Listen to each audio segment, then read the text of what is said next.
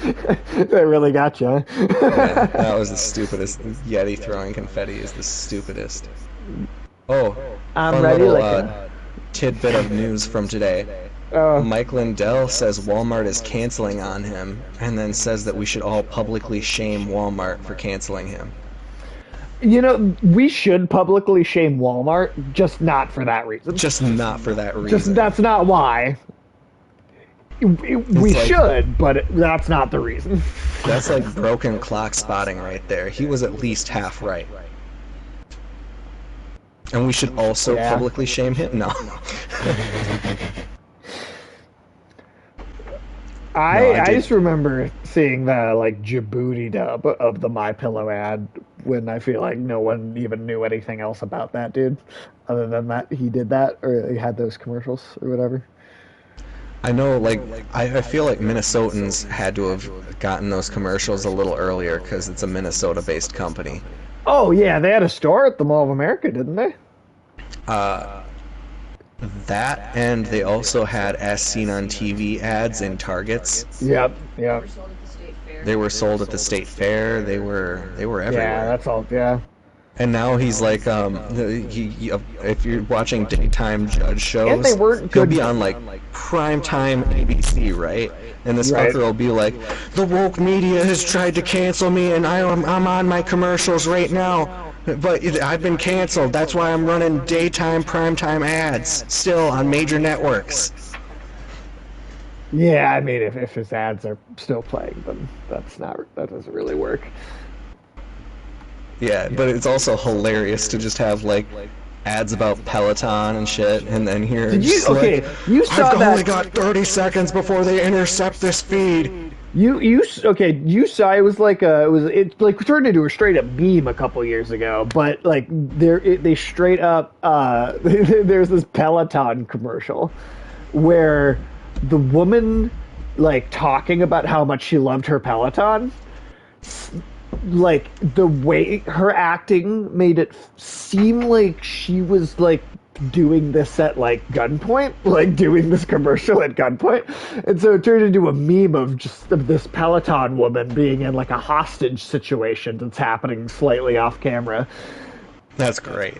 And like she really like Double Toasted did like a long video where they were just playing clips of the it was a longer ad too. It was like a couple minute long, like not just like a 30-second like TV ad. But yeah, she was like, yes, I love Peloton. Like it's like is somebody threatening you? Like can we find out if this woman's okay? Yeah, holy shit. Like it was really weird. It was a really weird. Did we? What was training? Did we look at training? Did we look at this at all? So, in What the is- what first is game, this? training is a way for you to essentially practice. Oh, okay.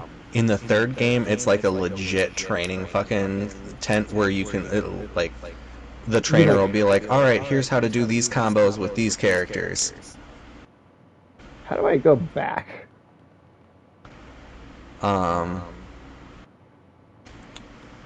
Why? I think it might be underneath your camera. Oh, yeah. There's a small chance it could be there. All right. Oh, no, it isn't. That or you start the battle and then you just immediately leave. All right, I guess. Feel like that's weird to not have like a back out option in there. Yeah, there's definitely features that I wish they had streamlined amongst all games once they had like made them for Okay. 2 and 3, but Training tent allows you to test your party against a team of clansmen of equal power. Training fights never injure or blah blah blah blah blah blah. Blah. Yep. blah, blah, blah, blah, blah. Can I? Cause. Oh, okay. There we go. Exit training. Cool. Man, Tim. Since the last time we streamed, I feel like there's a lot of release dates for stuff announced. That's true. Did you watch much of the? I mean, I know I sent you some trailers. Did you watch any of the actual like events or like things Like the whole thing. I ended up just watching all of the trailers that came out last weekend Sure. at Summer Game Event, whatever, Not 2000. E3. Yeah, at not E3. But I didn't see any from the Xbox or Bethesda event, except for the... There wasn't much at the Xbox or Bethesda event is the thing. I saw Disappointment Starfield, and...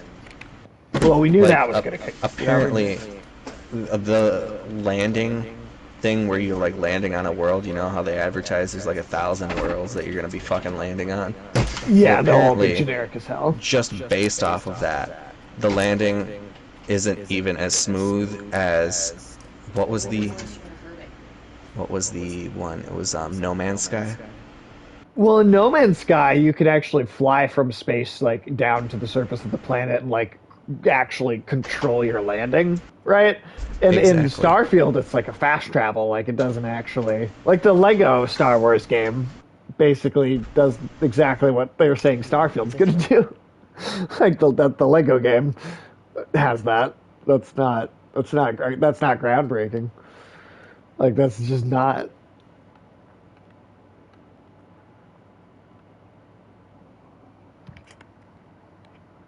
Tim, are you still there? Yeah, I am. Okay. Lex is just pointing out, Tim, you, like, okay, so I need oral surgery in, like, 10 days. Oh, yikes, and dude. my throat is only going to deteriorate until then. Oh. So, it's wisdom teeth. Like, fucking, I had a 5th wisdom tooth. You had a 5th wisdom tooth? Holy shit. I have a the secret hell? hidden extra bone. I've got 2. Loser. And, yeah, it's pretty neat. Huh. Well, that I mean, that's unfortunate. I'm sorry to hear that, man. Well, I hope that goes well. Oh yeah, it's relatively, it's an outpatient procedure, so that'll be Right. fine. It's just like a fucking 1 week recovery. But I Yeah. actually will be good. Actually, no. Next Friday I will not be able to make it. Or no, Oh, not, that's all right. not this next Friday. It is Friday the 29th? Let's see. Let me look at the calendar here. Oh no, I guess Friday the 1st. So yeah, July 1st. That's okay. That's fine.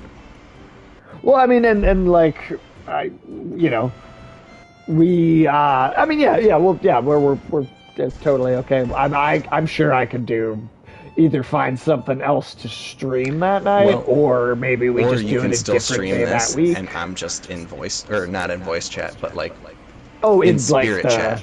in spirit chat. Yeah, I mean that's definitely an option. Of all the games that I think that would be able to be done with, I think this one is a pretty solid game. Especially because there's so much text in there already. Speaking Right. of which, at a small split in the trail, the Foo Fighters are fucking off, and they're like, we recognize this place. We've spent years with kin. We'll come back and find you in a week once the dredge have overtaken this land. Okay. I know it's gonna end up being a really long stream series for this game because we're gonna sidetrack so much. Now, the farther we're getting from my playthrough of the Banner Saga, the more and more I'm forgetting. Right. So I'm able to, like, at least say I don't know what exactly the repercussions of this one are, other than see them off with extra supplies, you lose more supplies. Remind everyone they're free to do as they please, might not impact morale as much. Think you'll survive out on their own, or tell them they're needed here might keep them, but morale might go down.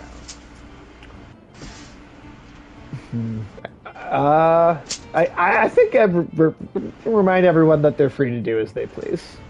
There you go. Trying to raise your voice for everyone to hear. We all make decisions for ourselves and our families. We're all free to do what we must. Agreement, Tycho stood the caravan as the small group of men take the leave. Hey, we got some renowned. Complaints of reference fighters, excessive drinking have resurfaced. Oh, God, come on, man. It's time the man take 12 steps over there and think about what you did. What do? Do you do harsh punishment? Do you do lax punishment? Do you do something that, like, just tell him, just be like, hey, fuck off to those woods over there? Or just tell him that no one's allowed to give him alcohol. I mean, I'll do that. Quit being such a nuisance. Sorry, that'll be long. Whether you're allowed or not. Well, if he does it one more time, I will kick him out. You had your fucking chance, man. Dredge. Oh, they're close. Unabashed drunks staggering towards you. Sorry.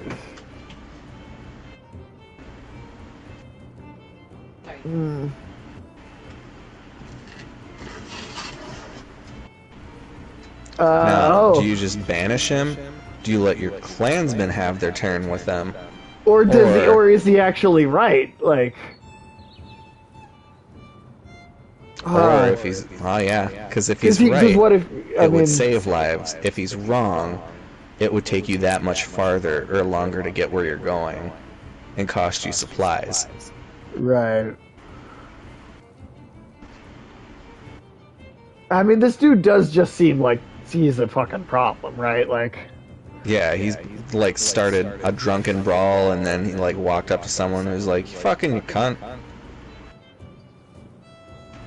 and now he's like, "Oh, Dredge in the mountains." Oh. But again, then if he's right, I don't know, dude. Like,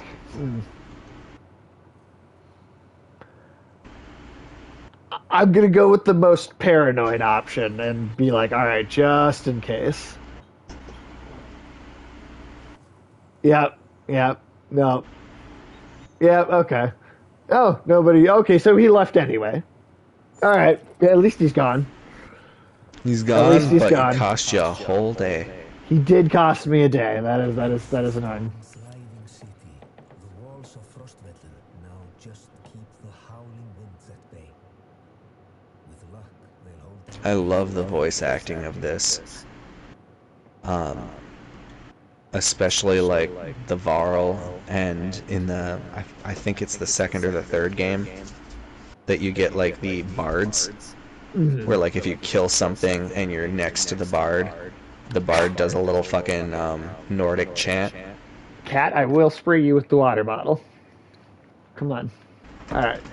Sorry, say that one more time, Tim. Oh, in the second or third game you get a bard and they do a little Nordic chant. Oh, fun. Oh, stuff them good. Alright. Jostles through fallow crowds of sunken faces who appear as though they've been freezing in front of Frostvale for days. The gates are closed. You come to a stop at the bottom of the hill. No, it's not looking good. It's not.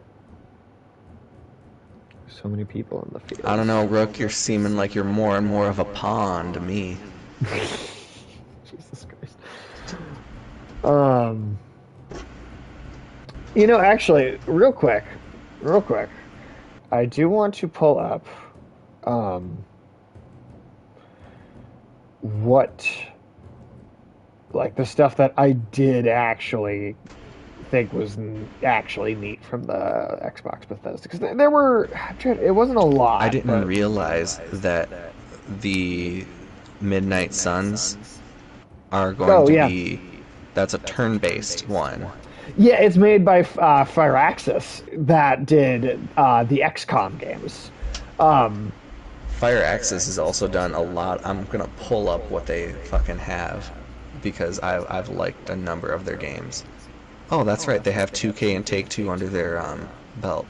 They're also responsible for the Civilization games, and I've played a ridiculous amount of those games just as a warmonger, and as a diplomat who gets attacked and then nuked by Gandhi. Did you know Gandhi is the biggest warmonger in the Civilization games? I did know that actually. I did know that that was like a little inside joke in those games. That It was a fucking Gandhi's glitch in the just first game, ruthless. but it was hilarious. So it's just like seeing They Gandhi built be it like, into- "Your pathetic army will be your downfall, wretched cur." No, that is great. So you said you only saw Starfield from the Xbox showcase? Yes. Okay. So there's a game called High on Life that I am interested in playing. It's another one of the, like, do you remember Trover Saves the Universe? Yeah. And it's like the Rick and Morty, and it's just weird nonsense. That's another game with them. It's a first person shooter, but all of your ammunition is like alive and talks to you, like while you use them and like kill them, and by like firing them. It very weird. Looks very weird.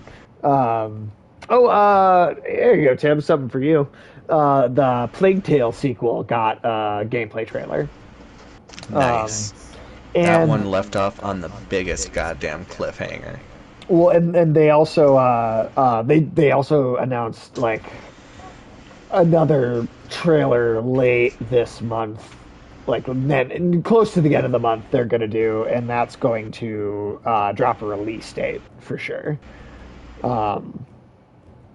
Which Oh, game? for Plague Tale. Oh, yeah. Or for the sequel. God, you know what the most obnoxious thing was though? I swear to God, there was like an entire 15 minutes just dedicated to Forza. God damn it. That sucks.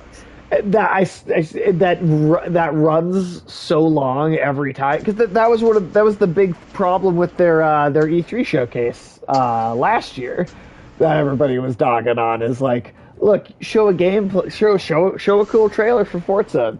Nobody's gonna be upset that you took time to do that. But when it's the only game in the show that you have like someone like come out on stage and play like a lengthy demo of an entire race and talk about it the entire time, like, that's the one game you're gonna do that with? Yeah, racing games I are get that fun it looks when pretty. you're It playing does. them. Only sometimes.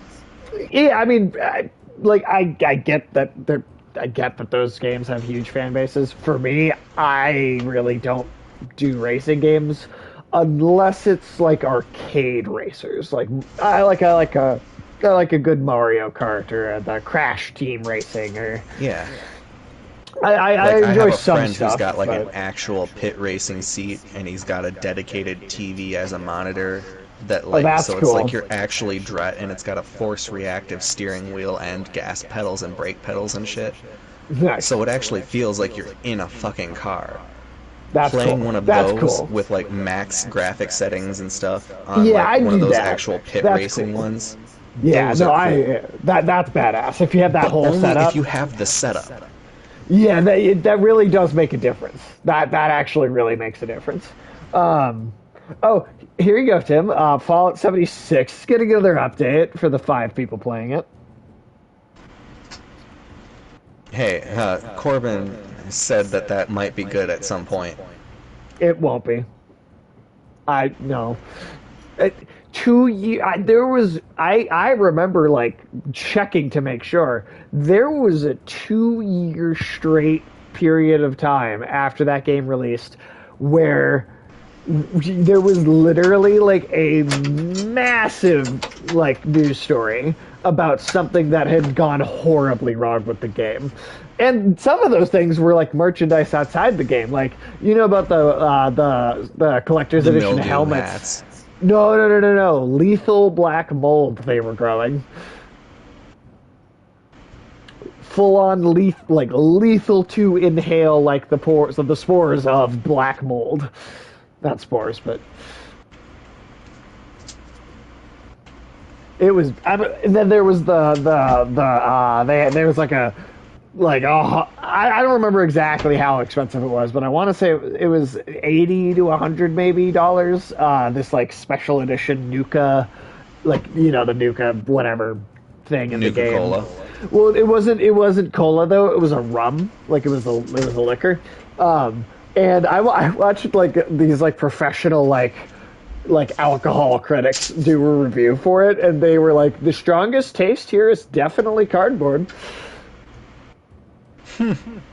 Like actual connoisseurs that like really could tell you the difference between every like brand of the same thing, that like people like that, and they were just like, this is one of the worst we've ever tried. And you know what? Here's the thing. You could have bought a product like that and maybe expected the rum itself to not be all that great, but you were thinking, but the really cool glass spaceship bottle it comes in, that's what you're really paying for, right? Like, it's the really cool glass rocket ship bottle, right? That's what you'd think. Well, that's what it looked like in the ads, and then when it actually came out, it was a just like generic glass, like clear glass bottle that you'd get from in the factory, but with a like cheap plastic casing around it to make it look like a rocket ship. Oof. And it just snaps off, like it's like the cheapest possible plastic. And then when you pour it, the lid was like the top was shaped bad, so that, like the glass wasn't shaped well, so it didn't pour properly. Even like you literally couldn't pour it straight.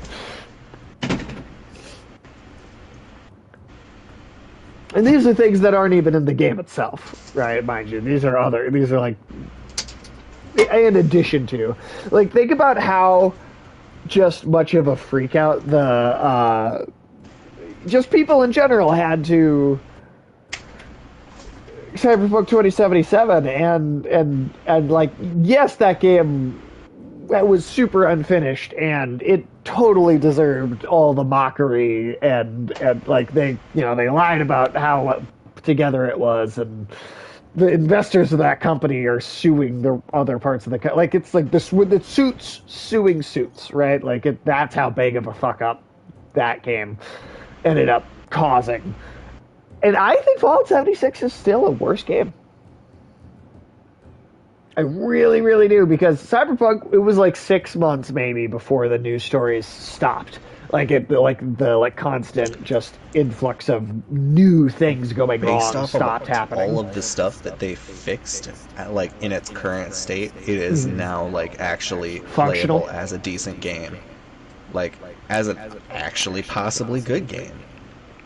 I just haven't tried it because like they should have worked on it for another year before they released it, and they just didn't.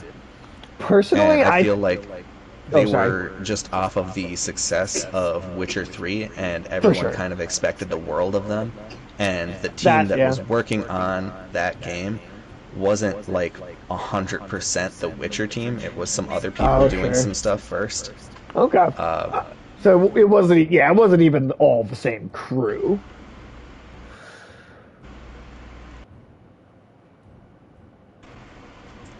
Yeah, it was God,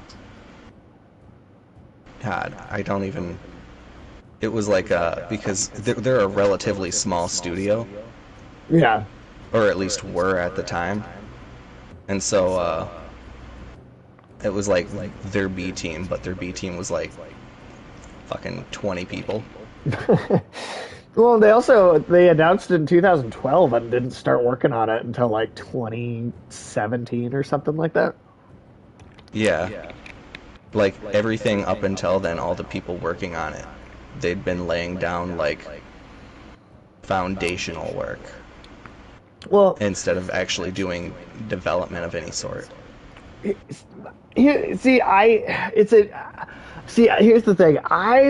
Before it came out and before it had any of the mess, I honestly thought, even in like the curated demos where the game is actually being shown off as at its best, right? Those curated demos that weren't accurate to the full release, I didn't think those looked that interesting, to be honest. It's like, okay, Blade Runner, Akira, Batman Beyond. Okay, there's 3 Cyberpunk things.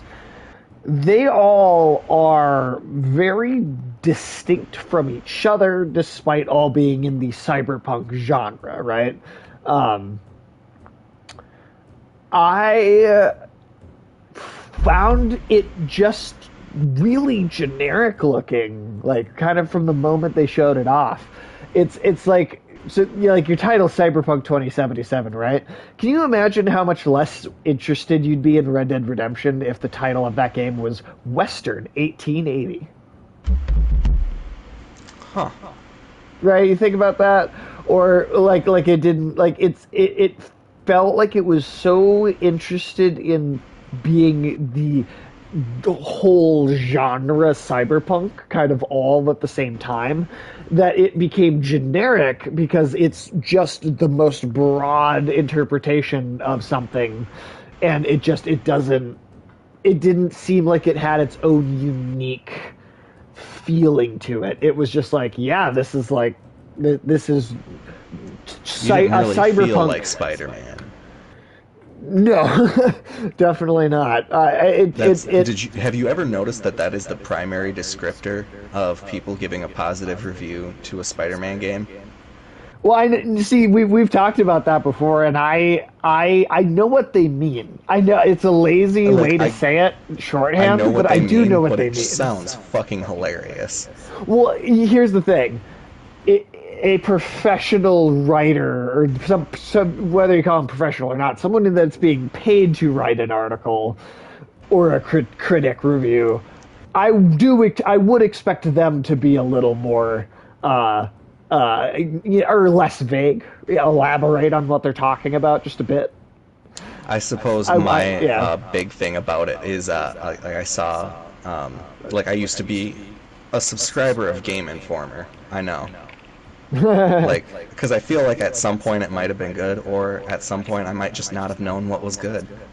I can't tell which is which at this point. I worked at GameStop when I was 18. And I did get that subscription.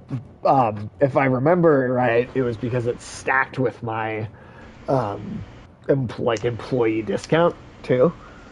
Oh, so nice. like I could get I could get a genuine decent chunk off a game. Like it was what you would expect the discount to actually be. Like if you also had an employee discount, that would just be what you would have expected, like even without combining the two things. So you still had to pair them up just to get to a normal sale, but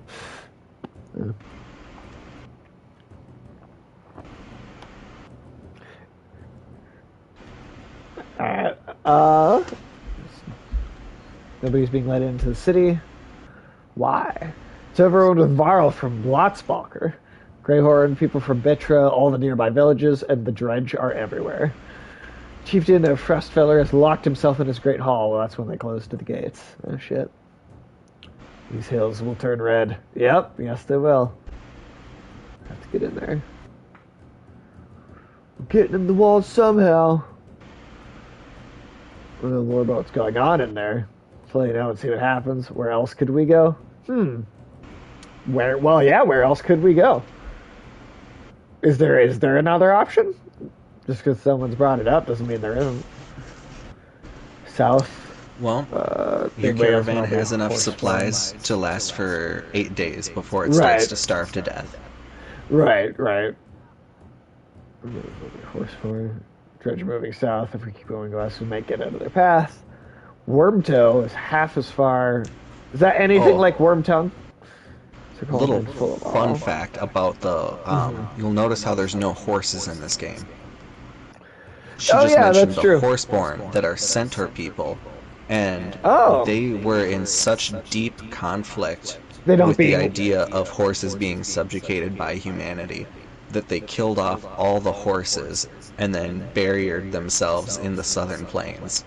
Oh, huh. Interesting. Equisapien. Yeah, no, none of them are. I just wanted to ask. I didn't necessarily think we were going to go anywhere, but thanks, Ivor. All right. Yeah, I mean, I do. What's going on in there? Gather around the rest houses and the gates. We could find out what they know. How would we get in anyway? They closed the gate. I can get. Ooh, oh, you can. You just pull it open. Big tough guy. He can also cleave a stone person that's twice his size in half.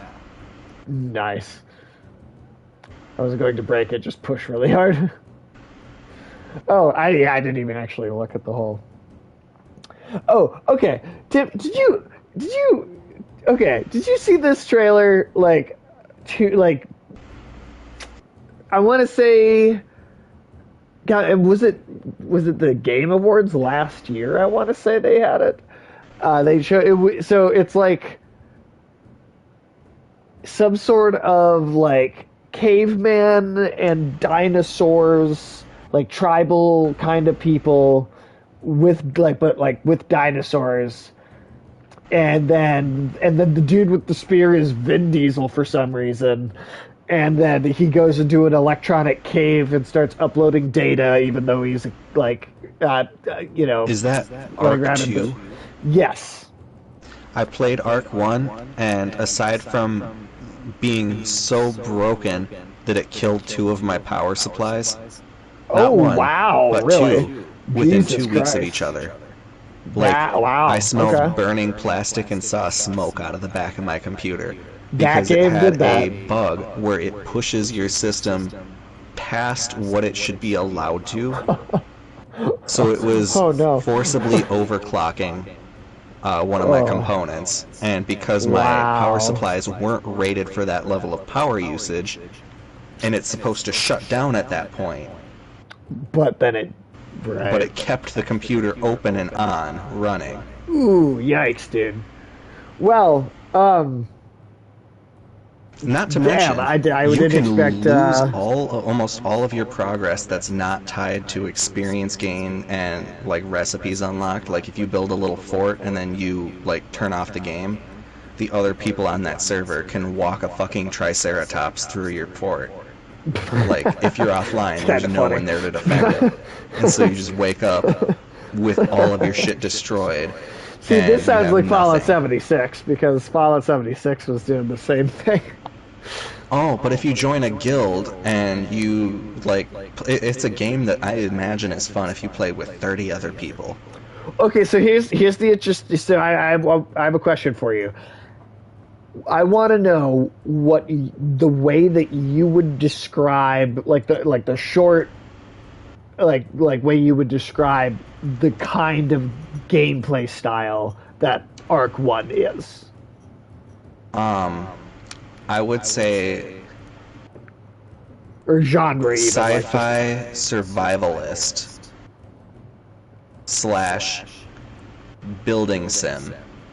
Because you also can raise dinosaurs up and stuff and build your own little fucking mansion and build a wall around it. And there's sci-fi shit because like this entire island was inhabited by an alien race at some point, and for some reason they brought back fucking dinosaurs. Apparently, humans and aliens both have the same stupid idea to bring Well, back because dinosaurs. like from what I heard, the lore about it is cool, even if the gameplay is totally fucked. And it's that aliens came to this island, they started terraforming it, and they're like, well, let's bring back all these extinct native fauna. Right. Like, because this planet, something's happened to it or whatever, and there's none of these fauna here. And so they bring them back. And, but, you know, something goes wrong when they're reviving the native fauna, and they kind of go belugi. They go cattywampus, as it will. Okay. So, are you surprised to hear that the second one is a Souls-like game? I am and I'm not at Starring- the same time. starring Vin because Diesel? the combat... Okay, the Vin Diesel is never not going to be weird. Especially because, have you ever just seen Vin Diesel in an interview where he's not being heavily scripted and managed? He's a weird dude. He's a weird He's a dude. weird dude. Like, Have you ever seen bag of him- bricks, dude. Have you ever seen him selling Street Sharks toys? You know, I haven't. Because that used to be his job. He had the toy fair to get investors to buy like toy And like now he's doing action it with figure dinosaur games. trade shows. Yeah. I am Yeah. excited to hear that it'll have more Souls-like combat, because that means they're focusing on the relatively shallow combat system. Because the first game, from what I was able to ascertain before it broke my computer the second time and I refused to play it again. Yeah, I would not have gone back to it either. Because once I absolutely fixed would my not have gone computer back to and I it. logged back into the game, after having fixed it that second time, all my shit was gone. Oh no, all your So shit I was gone? all his shit was gone, and somebody had mowed it down with a Triceratops. That's where that example comes from. Damn. Now, a fun little tidbit, all of the items and stuff that you buy for your characters as power-ups and stuff, Yeah. they carry through all the way to the end of the saga. Oh wow, okay. Cool. Because you import your save from the previous game, and it imports everything on your characters. It Right. like brings them up to a baseline level, so I think the second game is like baseline level 3, and then the third game is like baseline level 6 or something. Is it just clicking on the gate then, or like what? I'm trying So to. I you thought can, there was another area they said to rest, go through. or go to the gate. I remember that much. If you rest, you go to the lodge and talk to the people who are resting up and healing. Oh, okay, yeah, that's okay. So that is what I want. Currently, there's people from your there's clansmen in that cabin, like giving treatment and stuff. I think we're through most of the announcements I'm interested in. We also got a release date for Scorn. Have you heard of that?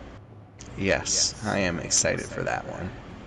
I'm like cautiously optimistic. There's the thing that has me just a little on the fence about it is that like it looks very cool visually. The art direction I think is fantastic. I love that body horror H.R. Geiger feel that it all has. But where my concern comes in is that I don't literally know anything else about the game. Like I mean, yeah, it's first person. Like, so I get like there's some basic things I can assume, but like, is it about anything? They've been showing this game off for like what feels like 4 or 5 years at this point. And so I find it a little weird that there's just like no information on like any like again, is it even about something or like you'd think if it wasn't about something and it was just kind of weird art and stuff, they would be like, hey, this isn't a traditional game, it's a weird, walkthrough of like an art piece that like it is a FPS, but there's not really a story. I don't know. Like, Do you know what Skarn is in terms of geology? Scorn? Skarn. What it is? Skirn. So it's a type of metamorphic rock that's formed. That's kind of a composite of sorts of different calcium and iron and magnesium-rich silicates, essentially. So the stuff that rocks are made out of, the different foundational ingredients. Shit ton of those get mashed up, so you end up with these. Okay, like have you ever seen quartzite where it looks like that salt and pepper pattern with all the different rocks? Yes, that I have seen. Yeah. That is a form of skarn because of how it's formed in the mantle and then pushed up. Interesting. Okay. So the amalgam kind of nature to the name is what gives me kind of like, I don't know. I was really hoping that they would give me something that kind of like... I wanted it to be Skarn, the metamorphic rock, and not Skarn, the boss from Diablo Immortal. Oh, yeah. There's a boss called Skarn in that game, huh? Yeah. It's, cool. It's fucking... It's a boss. Okay, well, we're almost at the end of these. There was Obsidian announced a new game. It's like a narrative crime detective thing set in the 16th century Bavaria, and I am reading that off of something here. But yeah, it's like a murder mystery And like, yeah, I don't know. It looked like it had potential. Um, and then, oh hey, there is the Sea of Thieves season 7 trailer was they played that. Update will allow users to buy, name, and captain a ship all of their own. You'll also be able to further customize your cabin. I guess that's all we know so far. So, my problem with Sea of Thieves is that, Yeah. in, to a point, it does reward unlocking more and more things, and like if you play the story missions through and stuff, you get a lot of different customization options. Sure. And if you choose to engage in the PvP and stuff, there's a whole sort of in-depth system. Is it But kind your of ship isn't permanent between, like, there's permanent unlocks that you can have for customization options, but when you leave the game and come back, it's a different boat every time. Do you think that's going to be something that changes with this update? Because it says you That's have your kind own of what ship. it sounds like. So maybe But- will that solve a big issue for you with the game? If they are able to implement something that's more permanent, then I would definitely be More interested. a lot more optimistic from that. As it stands, the interior of the boat didn't really have a lot of design options before, and it sounds like that's what they're going to give it. So I'm still open-minded in terms of that. Okay. Well, Cocoon was another release or another announcement that that's one of the ones I actually thought looked the best out of everything they showed. It's from one of the designers behind, maybe the whole team actually. I'm not totally sure about that, but behind both Inside and Limbo. It looks pretty cool. It looks pretty cool.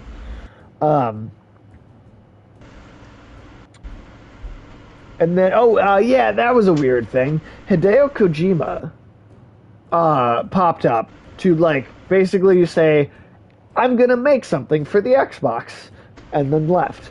So we don't know anything about what it is, but there's some Xbox exclusive that Hideo Kojima is working on. So he's bouncing back and forth between the two companies doing different games for each one, which is interesting.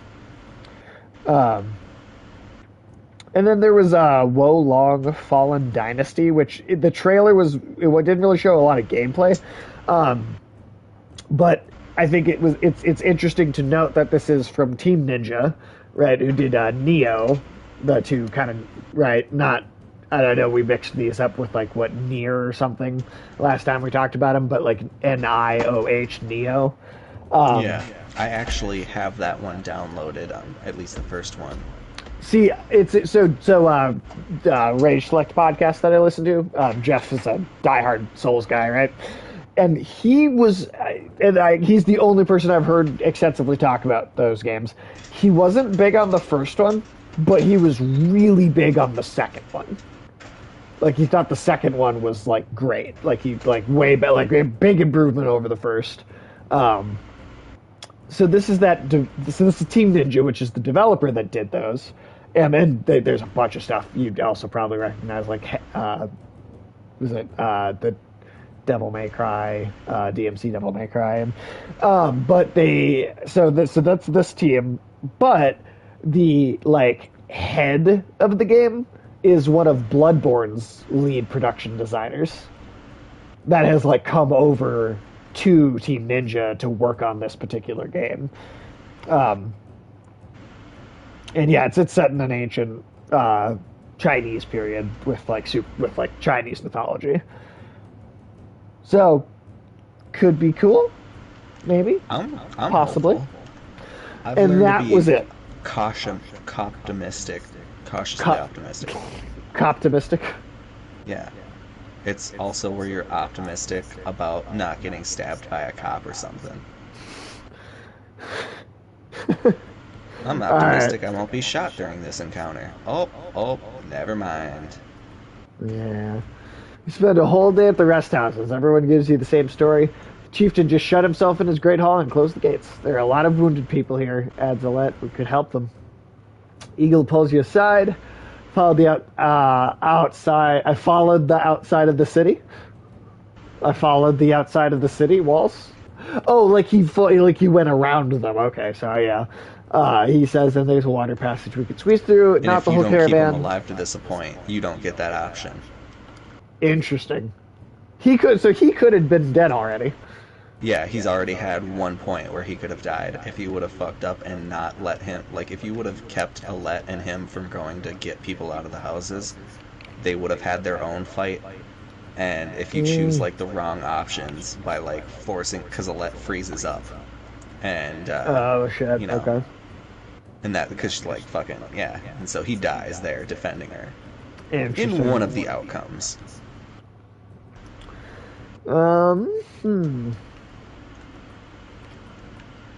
Tend to the wounded. We'll tend to the wounded first. Which came from the archers. I heard from one woman the city's been sending carts with food around. Could be a way in. Next time they send a cart, we bring it back in. Okay. Aside from leading to a fight, it would probably mean no more food. No. This is another point where this decision can really fuck some shit up. Believe it or not, Eagle can die based on this decision. A fucking it's like Final Destination. And somebody else. Fucker. I'm gonna leave the food cart alone. Whether that got somebody killed or not, I mean, if it happens, it's gonna happen. That's okay. Yeah. And I won't say whether it will, because I'm an asshole. Go check out the water passage. Grab the narrow ducts, go without me. It looks like it'll get you on top of the walls and then down to the gate where you can open it.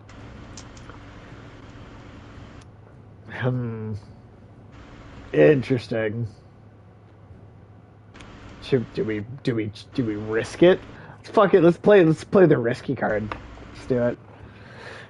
Eagle said, "Water. You should have guessed run off. Still, you managed to squeeze your way through tight stonework and force your way past an iron gate. You take stairs to the top of the walls. As you approach the gates, the armed men take notice. They don't ask questions. Oh, all right.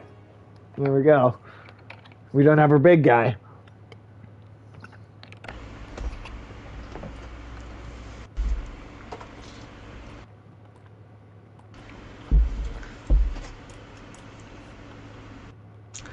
Fun fact. Varl are terrified of fire. Oh, really? Can you try to guess the reason why? Because they're from, like, Norway? It's because they never die of old age. Oh. They're born fully formed, and they still remember the pain of the flames that forged them. And that's so pretty they're hardcore. all created terrified of flame to the point where, like, they'll freeze up mid-combat. That's pretty hardcore mythology, man. I gotta say. Oh, yeah. Like, I will let the rest of the lore on the gods kind of show itself, because it's, like, really cool. Every time you come across a god stone, essentially. Because as the game starts off with, all the gods are dead. Right. And, like, the world didn't end.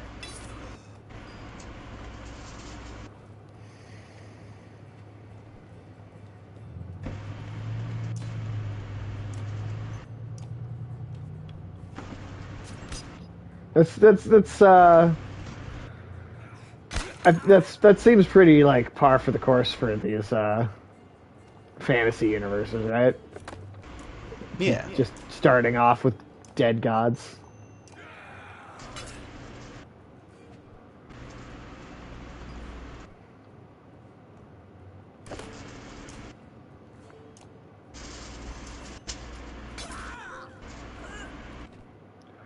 Defeat an enemy with Hunter. All right.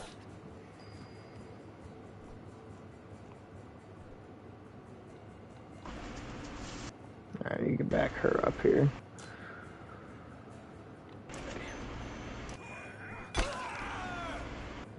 Ah!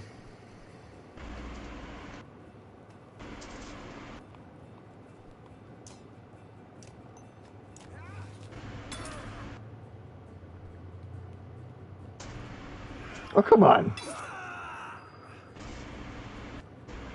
Alright, well, you're gonna get fucked up.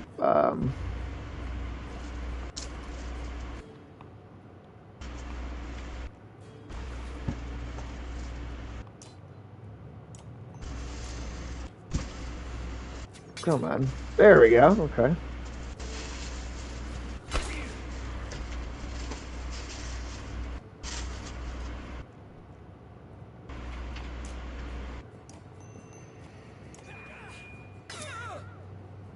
Almost. Okay.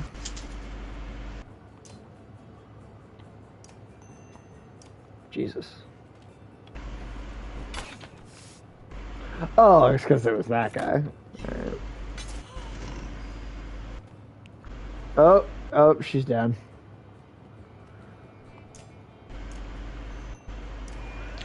I forget, did you lower the difficulty at all? Or is this on normal? Yeah, I didn't. I don't think I touched those at all. Alright. I will say got one that person normal down. is occasionally just really stupid hard for no reason. Well, I mean, it's rapid respawn. This That's is the show. rapid respawn, and that's why I'm kind of glad it was still on normal. Because I was gonna laugh just a little bit if it was on easy. Honestly, Not oh shit, because you two would be down. bad or anything, but only because it's hilarious that Banner Saga of all the games would be still hard on easy. God damn, this guy's so serious. There we go. Alright, now we're doing some damage. Fuck. Wow, I'm alright.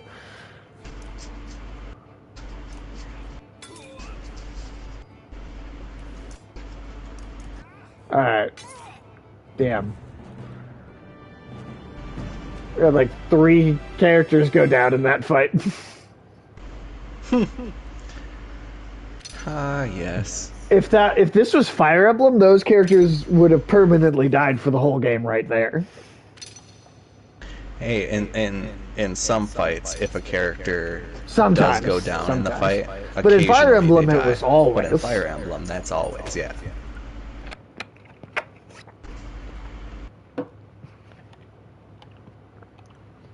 Like, I remember one time me and Michael were playing that as kids, and we fucked it up like late in the game so bad one time that we literally got every character killed.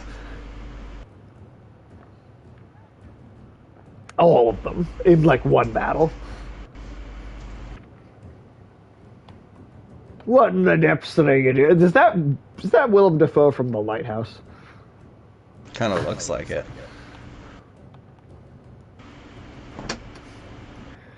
See that? I'm very impressed. All those people you just let in here, dead. All those women and children with you, dead. Thanks for killing the only ones holding this place together, Skull. What are you talking about? Man orders his guards to get the doors closed again before Maori refugees noticed. If I knew there were fighters and a Varl outside, I would have brought you in. I'm Ekhill. I'm in charge here. You heard about the chieftain? We hear he's hiding in the Great Hall. Think you mean he's dead. He's dead. Okay, cool. What happened?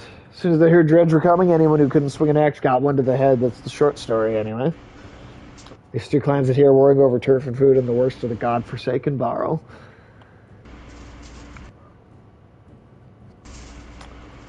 As Ivor shrugs with exaggeration as if simply stating the obvious. We're in more danger here than out there. I was in charge here before things went to crap. You've got some people who could fight. You've got your own Varl. That counts for something. Keep your flock safe in the Great Hall. You fight for me and to take back Frostfiller.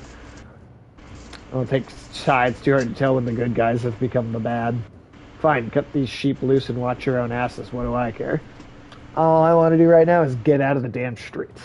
Think carefully about what you want. Ooh, this seems like a big choice.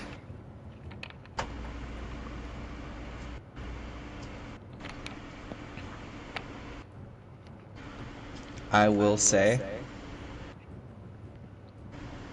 I am not entirely sure what happens, but I know that if you fend for yourselves inside Frostfeller, that is like the worst possible outcome. That's the worst option. Yeah. I remember restarting from like 3 hours prior due to something that happens, but I don't know whether it's like the caravan starving or I have no idea. Well, Ivor isn't gonna be happy with us if we say we'll join him either, right? Like that he's gonna be like, Well, Ivor just wants in. yeah, we don't really have another good place to go. And if you're fending for yourselves, good, because whatever else you were thinking would have been a bad idea. Get closed, you follow him down obscured alleys. Hope we know what we're doing. Making it up as we go. That's right. Shoot first, think never.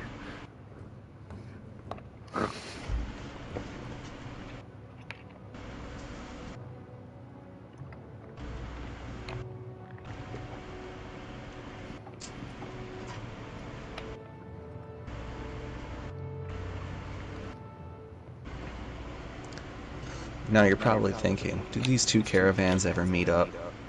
No. Wait, are you serious? They don't? Maybe they do. I'm not fucking telling you. Well, they definitely do. I mean, that'd just be stupid if they didn't. No, this is about the two banners and their saga. Right. These are their crimes. It's just too bad.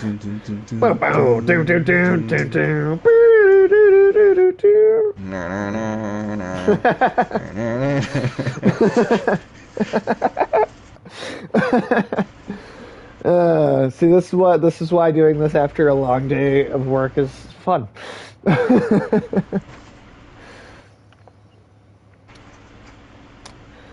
Able to get about as many warriors from Strand as you wanted, and more weapons, extra supplies. Perk up, you're just now realizing Moger has been talking to you. Since Bogner died, everyone has been looking to you to make the decisions. It's exhausting. Hakon. Well, we did hear him, so. Saying the Varl we sent to Strand have returned. The governor gave us most of what we wanted. Good enough. Much resistance from the governor. Some, I don't think he was happy about us buying us fighters using his own money. He also insisted we take on a lackey of his to watch over his property, a man named Eirik. Eirik. That to me seemed confident enough. Regardless, the governor will have to get over it unless he wants Dredge crawling through his streets. Put down every slag that has wandered through here while you were gone. Diamond Barbarian, hello. Welcome in, first time chatter. How are you doing? What is going on? Good evening. Enough flapping of mouths then. You sure that wound is healed, Luton? Great enough has already gone wrong. If something happens to the prince on a mission of peace, the alliance would rot. Or worse.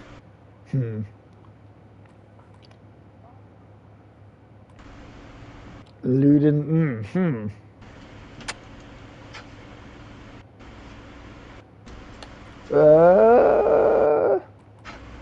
Huh.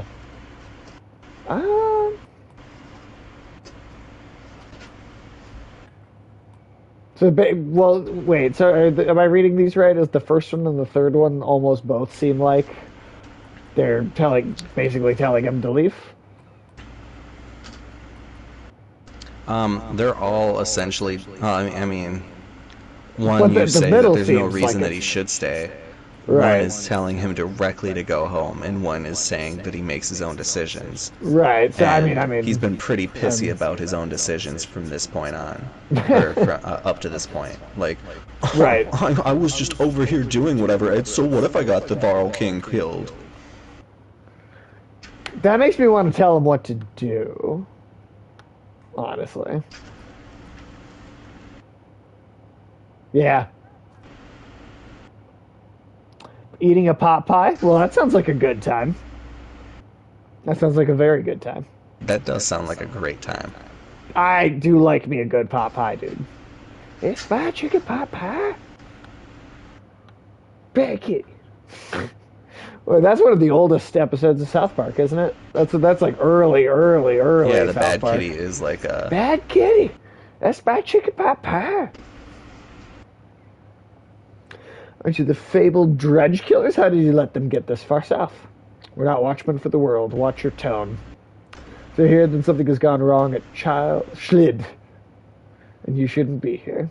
We'd only be made to do this again later, and I will not suffer it all a second time.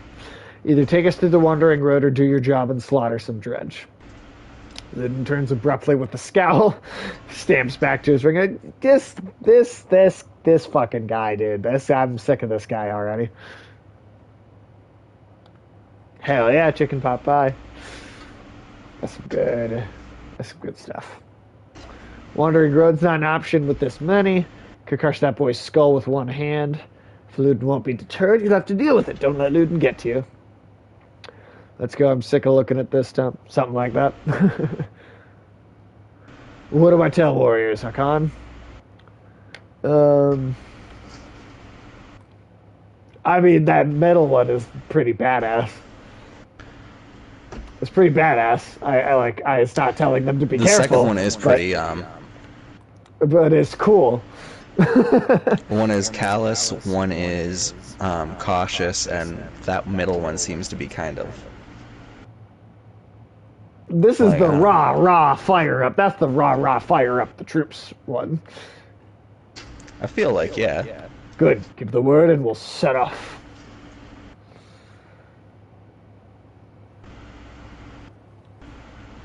We'll go have some conversations real quick. I'd ask how you're dealing with Wagner's death, but I already know the answer. Do you? Steady old Moger, which is good. I know most of these are all, but they're not under my command. They came to follow Wagner. Tell you the truth, I wouldn't want to be in your position either. Can you tell me about the caravan? Oh, also, Tim, for like the Sony showcase and the Summer Games Fest and like all the other before the Xbox, any noteworthy things? Anything that you were like excited about, or? Ooh. Is there anything that piqued your interest? I'm very excited about the Callisto Protocol. That is one that I was very excited to see. Let's see. I'm gonna have to look at the names of everything that was,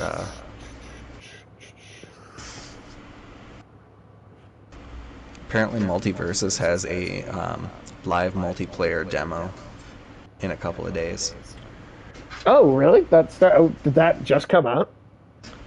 If you look at Summer Games Fest 2022 calendar of events, Multiversus at 12 p.m. EDT. Like It's tonight? the pro player showcase on the 21st. Oh, I think that's just people like actually like pro players playing against each other. Yeah. I will There's be interested open beta to see. in July, I think. So it'll be out again. And the Iron Giant, I know, will be there. We'll be in the game for that.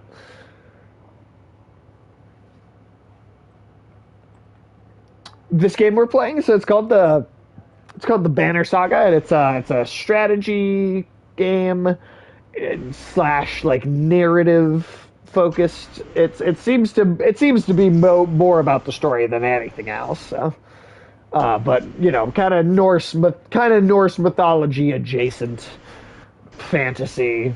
You know. So far, it's there's like some force of creatures coming in from like all sides of this map, and you're following like two different kind of groups of characters as they try and survive this like onslaught of creatures that's just kind of invading the world. Tim, did I describe that accurately? Yeah, it's like, and the entire premise of it is, the gods are dead, the world didn't end, everyone was predicting Ragnarok when the gods died, and that never happened.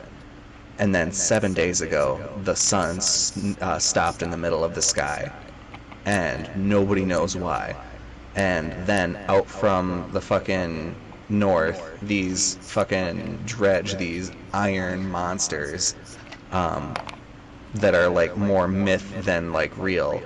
It's just like it has like the feel of a zombie apocalypse, but where the lore goes with it, I'm really happy. Yeah, the And animation. yeah, the animation is great. Yeah, because it is actually like 2D hand animated, right? Like I believe this is actually hand drawn. A lot of this stuff. Oh yeah. And you do end up getting more and more cutscenes that are like actual animation towards the Towards end the of the end. series. That's cool. So we have this many Varl. Half of them want to hit each other. The rest want to be left alone. Anyone I should keep an eye on? A couple of clan leaders try to show off for each other. Not a big deal. I've got it under control. Players we just got from Strand aren't bad, but they're unruly. Give it a few days. There are a few moaning about fighting for you instead of Bogner. Those are the ones to worry about. What about Luden's men? They don't want to hear anything from me, I know that. Any problems? Could be. Luden's pet Varl is named Bercy. I'm not sure where he came from or what his deal is. Bastard knows how to fight, but there's something I don't like about him. His girl in red is scary too. Ursa. She's probably the best fighter Luden's got, to be honest. I've overheard some the Varl call her the witch. There are a few spelling errors though that I'm kind of surprised. I guess I'm kind of Especially surprised with how to relatively polished the rest of the game can be. find. Yeah, there's a couple like random, like there haven't been a lot of them, I guess, but it's been a couple. Just weird, like why. Flaming arrows, I think it's a good trick, but the fire upsets our Varl more than the dredge. Still doesn't make much sense. Witch? They're not scholars, Arcana. I think they're mostly just afraid of her. That makes more sense. Don't let her find out. You ever wanted to be in command? More than I am. Any more rope and I'd hang myself. Nice. I doubt that. Forget you weren't around back then. At one point I had more rope. I hung myself.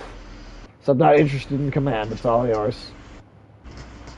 Man, these are big dudes, too. Like, you didn't really need a lot of rope for that. They're like 9 feet tall. Yeah. So, like, seriously, this is some serious rope. Spending Varl, no, we should be alright. Things could get rough, though.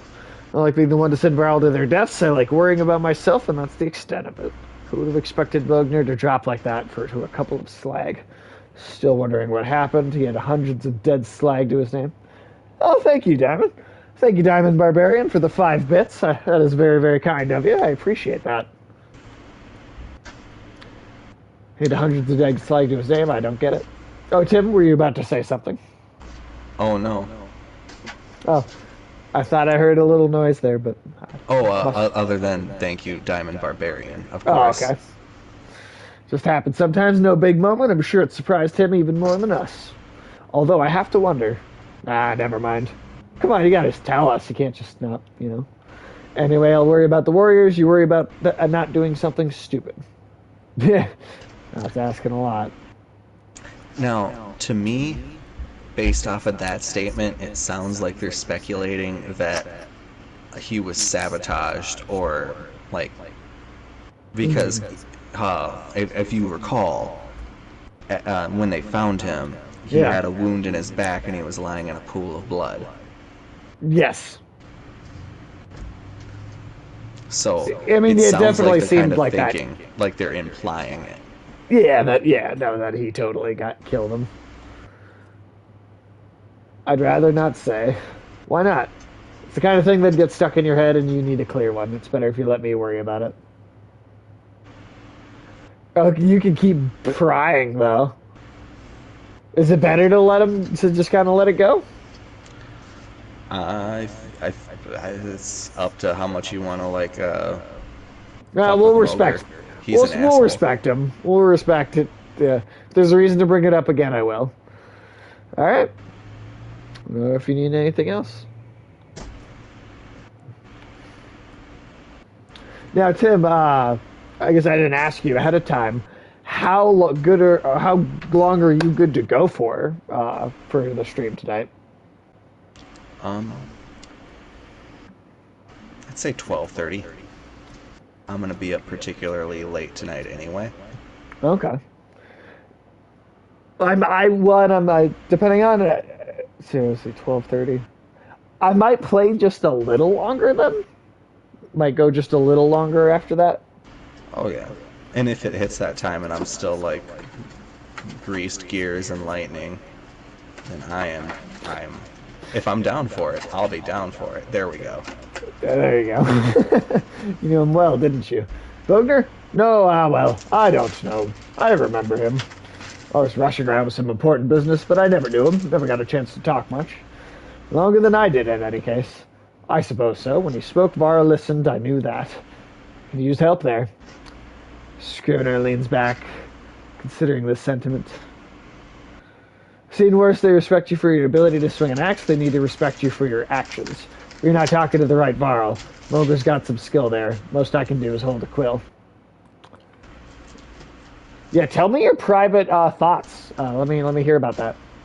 How do you mean? What do I write? I write what happens. We got a banner in Arborang for that, you know. You mean the long banner? Yes, the Menders wove up something that writes its own history. You want my opinion? I don't trust it. No? Tells a broad story. I think there's some value in the narrow. Whose story does it write? Mine? Theirs? Luden's? Gods forbid. Ha! You relic. The gods have been dead a long time. Have they old habits, I suppose. That's kind of wild to think like there are people who've like lived like They outlived the gods. yeah like one or and not only that but then lived like a large amount of their lives after that happened too. Like there are people that were born after that happened. And like the fact that That is the so Varl wild. were all forged by a god. You know that much. Right. And the implication that you're given in this first game is that there might not be more Dredge, or more Varl because of how they were made. Okay. Interesting. But at the same time, Varl are all different age. Like, look at Hakon versus Ubin. Right. So yeah. Interesting. See, I heard you were a terror in your day. Oh, also, Tim, did we actually, did you say what, if there was anything that stood out to you at the Game Awards? Oh, Or not Game Awards, let's but, see. Summer Game Fest, or Well, the Sodi show, There or was, any of that The stuff. Last Faith, Oh, which okay. I Last saw Faith. billed by some people as like a 2D Bloodborne. Oh, okay. That's, And- I didn't, shit, I thought I watched the whole show for all of them, and I It don't might even not remember. have been during that show that they did Oh. it necessarily. Just around but I the know same they time, did. though. Yeah, they did it that weekend. Well, and let so me look this up. The Last Faith, huh? It's like a combination of Bloodborne and Metroidvania. That sounds fucking cool. Yeah, it's really kind of because Bloodborne, in my opinion, drew kind of some inspiration from the Dark Souls universe, but also from that kind of dark Castlevania kind of world. Dude, I am still saying that From Software needs to be the ones put in charge of making a Castlevania game at some point. See, I am with Bloodborne. I'm given every confidence they can do that. You just like are you eating a bag of chips or? No, Lex is doing something in the background that they're pretty confident is quieter than it actually is. No, I'm not. I just Dare I ask? I'm competing, you know. Nobody knows how old Varl can get. There's one by the name of Snorri. He's got a few years on me. Just hunkers in Grofheim collecting rhyme. Bastard might actually beat me. Another one named Kruber is close, I think. But the addled son of a bitch still welcomes a fight. He'll probably be off before I am. Although, Skinner gestures around him as if to remind you of the current situation. You chuckle.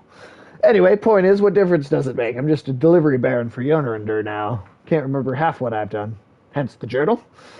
And don't get fancy on my behalf. Okay, I won't. Huh.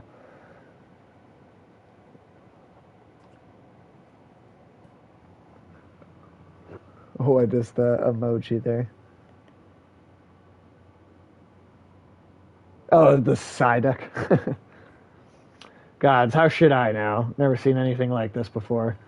Are you worried? Some of the Varl in the caravan think the world's coming to an end. Others think it's the best thing that could happen. No more black months. I'll take it. If it's the end, I'm ready. Yeah, I mean, there's only so much like apocalypse-ish life you could feel like you can live. So what about the rest of us? To the depths with you. Get some rest, always more marching to do. I've hoofed more hills than a horseborn with a grudge. Don't worry about me. I love how Ubin directly states how, like, he's so old that he doesn't remember at least half of what he's done. And the Yeah, Varl that's lifespans crazy. are implied to be, like, in the several hundred years. Like, extremely long.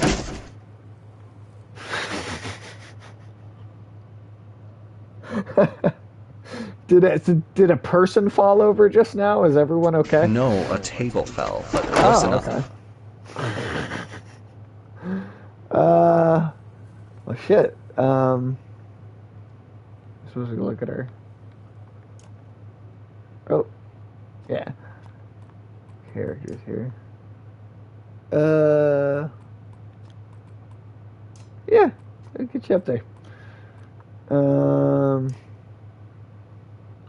I don't even have the points to do anything anyway. Alright. Alright. Where are we going? I mean, yeah, like, yeah, the big portion of this game really is Lord of the Rings travel shots. Look at that, says Mogir. In the hills, more dredge. No more than a dozen, though. We could just as easily pass by as rush up there to slaughter them. Lydon overhears that the dozen dredge heading towards Strand, he says. You ask him when he started to care about Strand. I don't, he replies. I thought you did. Oh, let's do it. For Lydon to stay by the cave, folds his arms and mutters something about being treated like a child. You're acting like a child, you stupid son of a bitch. Yeah, he is really acting like a child. Also, I This think guy it is does fucking lend a annoying. little bit of credence to where he's like, he does care about Strand, just a little bit at least. Sure. Still being a bitch about it, though. Yeah. Well, he's the fucking prince of all humanity. And that's one of his fucking things, so he should care about it more than he does. Being just a little bitch. I don't like him. Don't like him at all.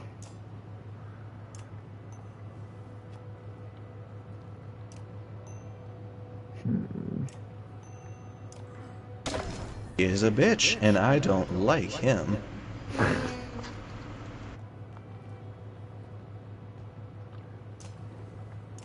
Nice.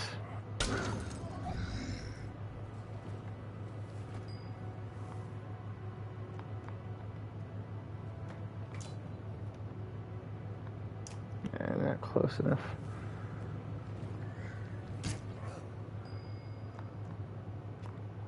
Yeah, you want to try and gang up on me?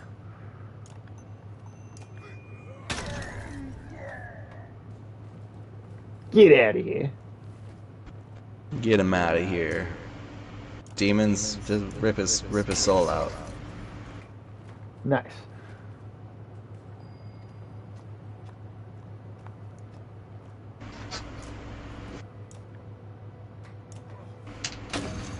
Now remember, his whirlwind goes clockwise. So like, if you start the whirlwind on the wrong person, he can like fucking just straight up do a sweep through your characters. Right, yeah, he He's can heal gone. her. It does totally have friendly fire. Alright.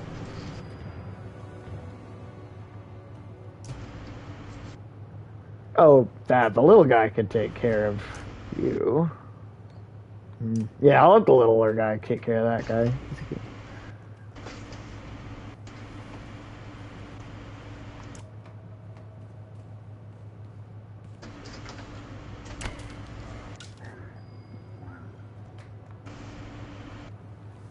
Yeah, you could do that. There you go. Defeat an enemy with a warden.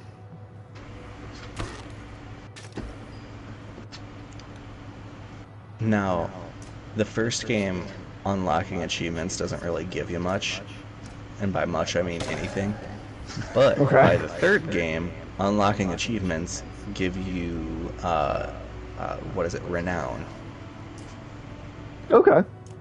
So, like, it's sometimes worth it to do the achievements only because it gives you more stuff to level up with.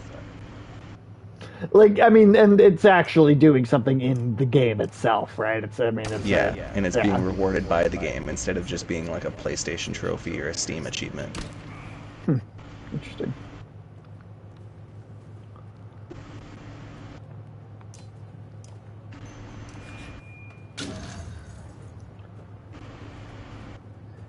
Come on, man. What'd I ever do to you? Except take your life.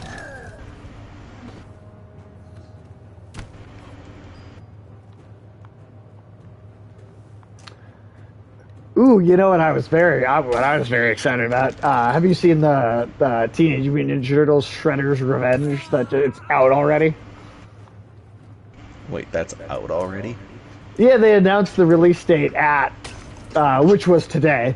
They announced the release date at the Summer Games Fest just last week. Oh, that's cool.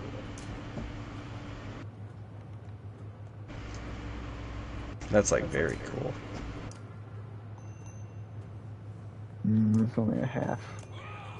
There we go. That's one I want to, because we could do I think that'd be a great multiplayer stream, because, it's got up to 6-player co-op. Yeah, I was thinking that definitely looks like a candidate for gnomes, cannibalism, and politics.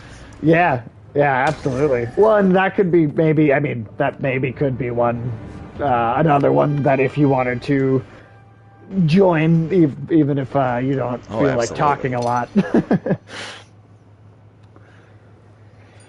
Because, yeah, the more players we can get for that, I think the better. Well, it seems to be the kind of game that encourages that. Oh, absolutely. Well, it's an old school, it's old school beat 'em up, man. Uh, yeah, River City Rampage, Maximum Carnage, that kind of thing. Come on, you can hear Luden's hard-booted trot as you set up camp the first day and brace yourself. Can we speak? No, we can't, because you're not my eagle. Yes, this is on Steam. In fact, that was the first, I believe, first platform, right? It was a Steam first. Is that right, Tim? Yes, First I believe it platform it was released for. Yeah. We can try. I actually played this entire series on Steam, and it arguably plays better on PC. Than it does on a console. I can see that. Seems clear to me you plan to kill a lot of dredge along the way. Am I right?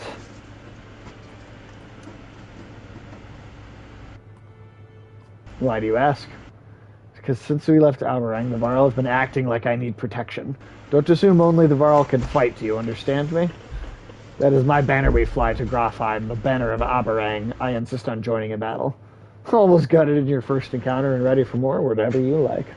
Yeah, you did terrible. And I expected more resistance. From Bogner, maybe. You told me you were his Kender. That's why you're in charge now. Some sort of next of kin Varl thing.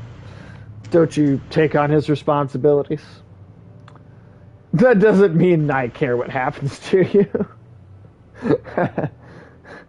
I'm gonna say that. You better start. We'll both be kings someday.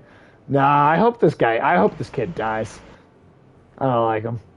He's another character that can die. Are most of them? And looks at you as though you just Basically. punched yourself in the face. He heads back to his tent before saying whatever was on his mind.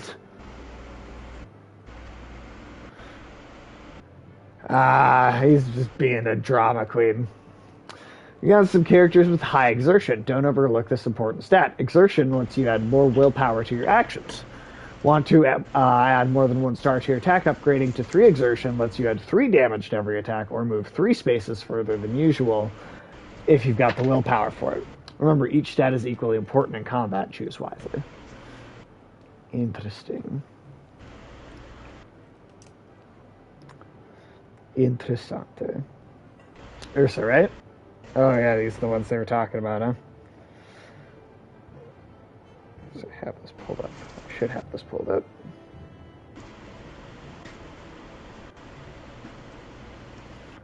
Alright.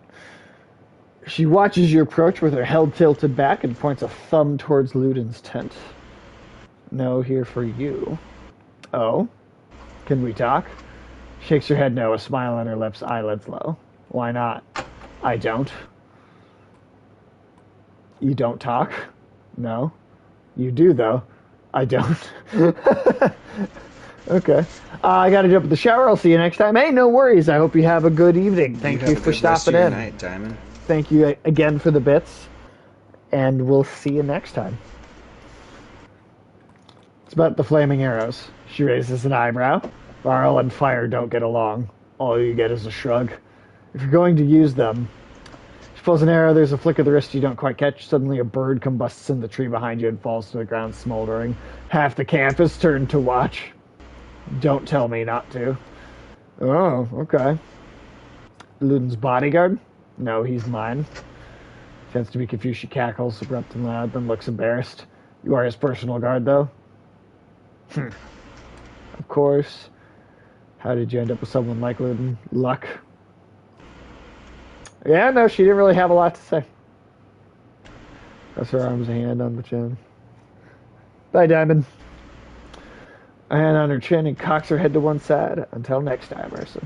Hakan, you stop and look over your shoulder. I am a witch, so be careful. Fuck you. It's always the witch in the red. It's Game of Thrones did it.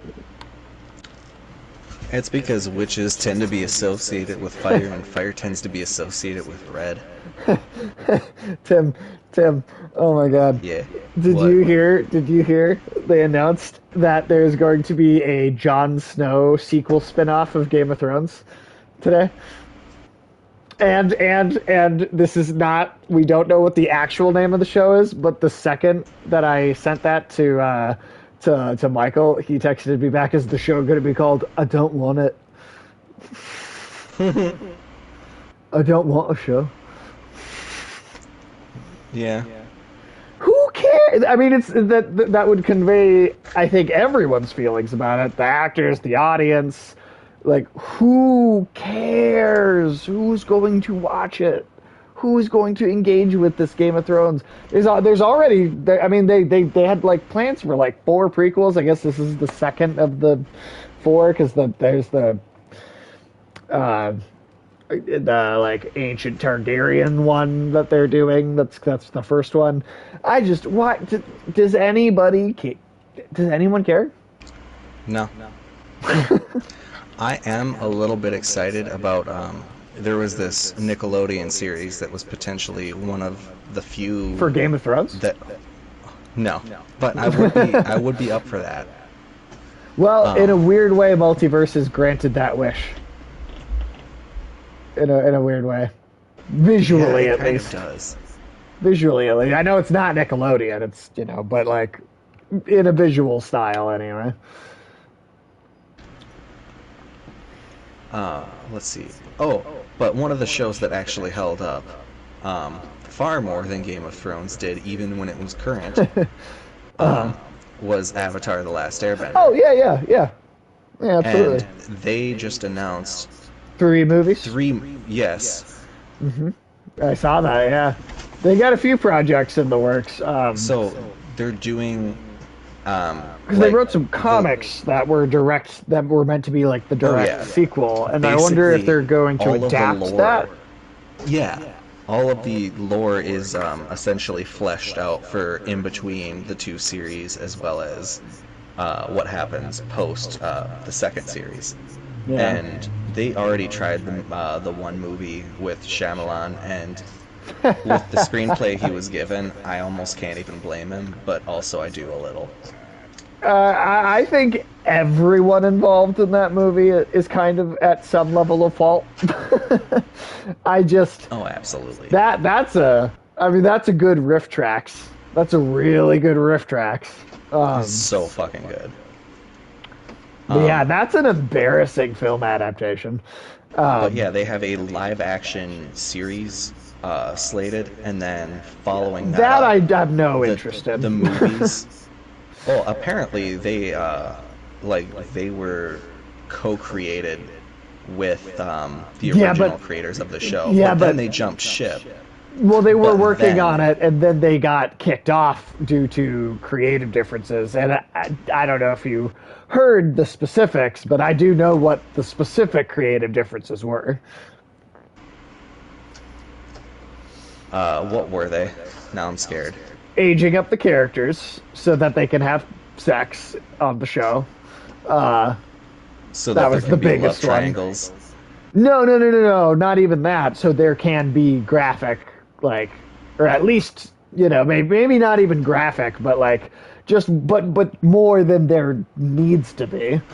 I mean, Yeah. I know the movies are supposed to have promise, but from they're what also I've seen animated pitched- movies too, right? Oh, I believe I did not. those movies are animated.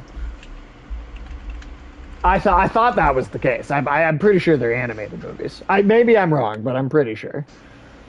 nope, they are animated movies. Okay, that's what I Um, thought. Yeah.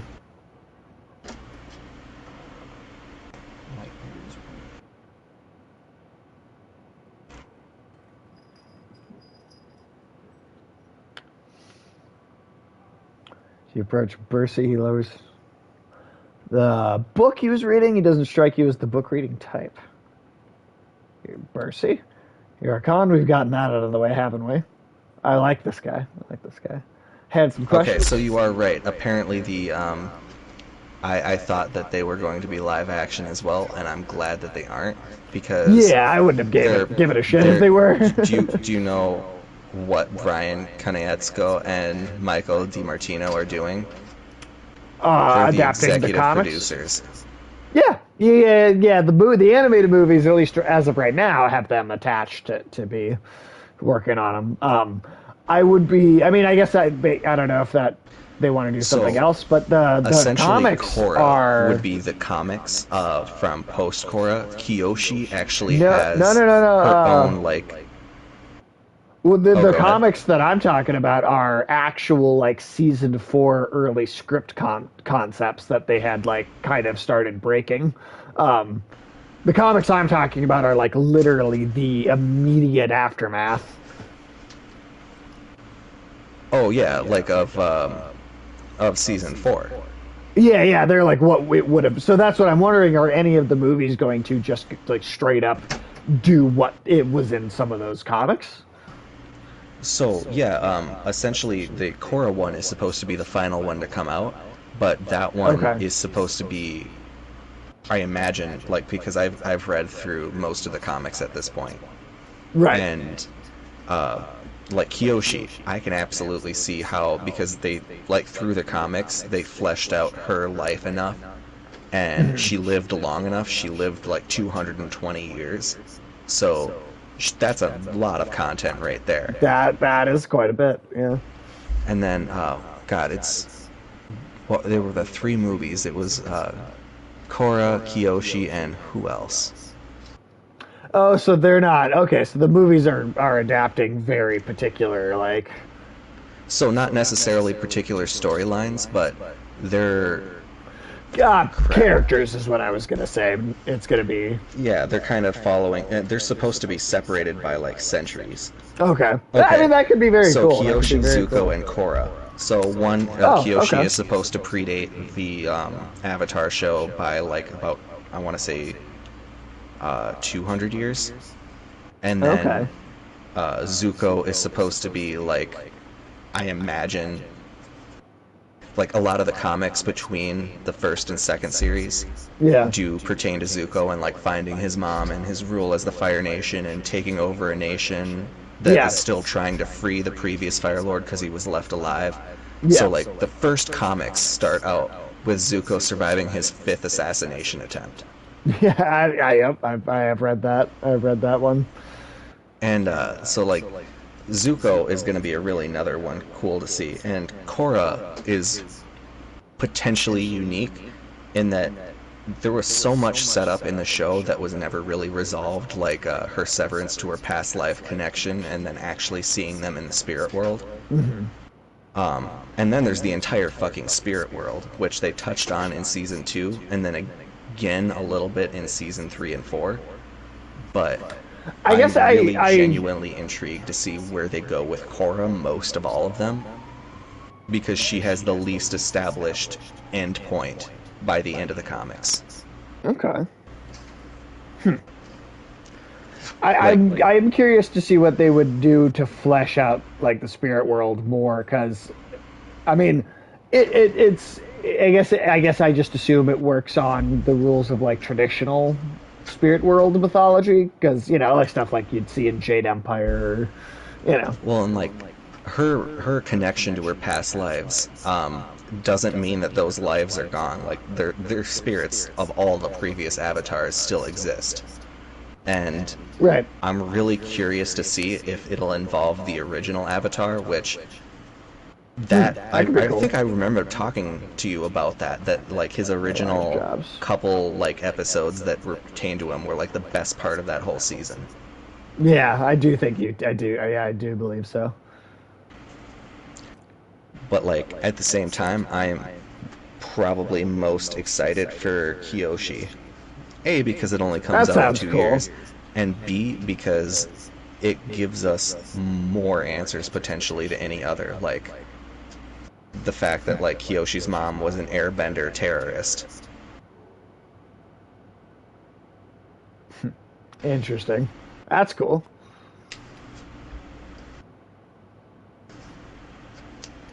And then I think Kyoshi actually, of all the avatars, had the biggest impact on the entire world. Yeah. Just because, like, she created the secret police, she founded the Earth Kingdom, like, she was strong enough to terraform the continent. I mean, that's pretty crazy. That's pretty badass. Like, she created an island rather than fuck with this dude. Like, she's like, you're not even worth my time. Bye. I really want to see that given the proper 2024 animation versus what we got when we were in 2007 and 8. God, 2024, huh? Yeah, the 2024 is Kyoshi, Zuko is 25, and Korra is 26. So they are going chronological with the movies. That probably makes sense. It's just like we're starting to think about things that are going to come out in 2024 now already, which is just kind of wild. But we just stopped some slugs, which is next tomorrow, but I didn't join up to take orders from Hakan. Says, well, apparently if he doesn't realize you're within earshot, not willing to die for him either.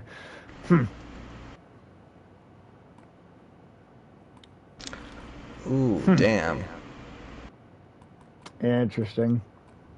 I mean, is picking a fight like? I mean, it seems like the brash thing to do, but also is it like, do they respect strength as a species more than like? I mean, Varl tend to respect the sword. All right, let's kick his ass. Who'll take orders from? He asked loudly. Wagner's dead. We can decide right now. You raise your fists. He does the same reluctantly. His best shot's not bad, but you've had a lot worse. Grab him by the horns, swing his entire massive frame through the air, and plant him into the ground. What's his name? You ask his companions. Gris? Take care of Gris, you reply. You hear them laughing at his misfortune as you wander off. All right, well, that went pretty well. I think that went very well. Swimmingly, in fact, I'd say. Swimmingly. Small Hope gathering you of don't drown. tents. Yeah, I hope you don't.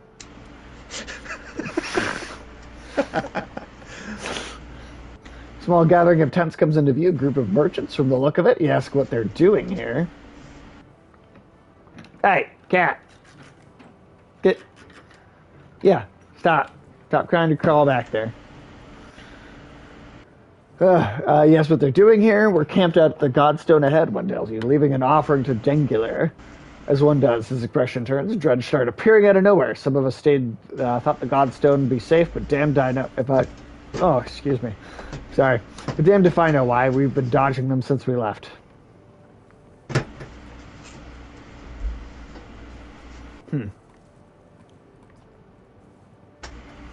Well, we left at the Godstone. Never see this many viral in one place. You have to deal with those Dredge. You nod. We can part with some supplies if you need them. We'll take them. How much? Yeah. Give them freely. Clearing the road is more than we could ask. I have one request, though.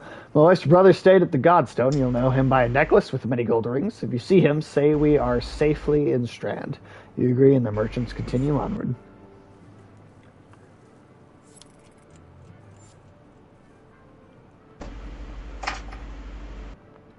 I love how Nickelodeon resigned the 4th season of Avatar, of Korra, to online only after like kneecapping its air times, like its like airing time, like what time of the week it like actually new episodes dropped.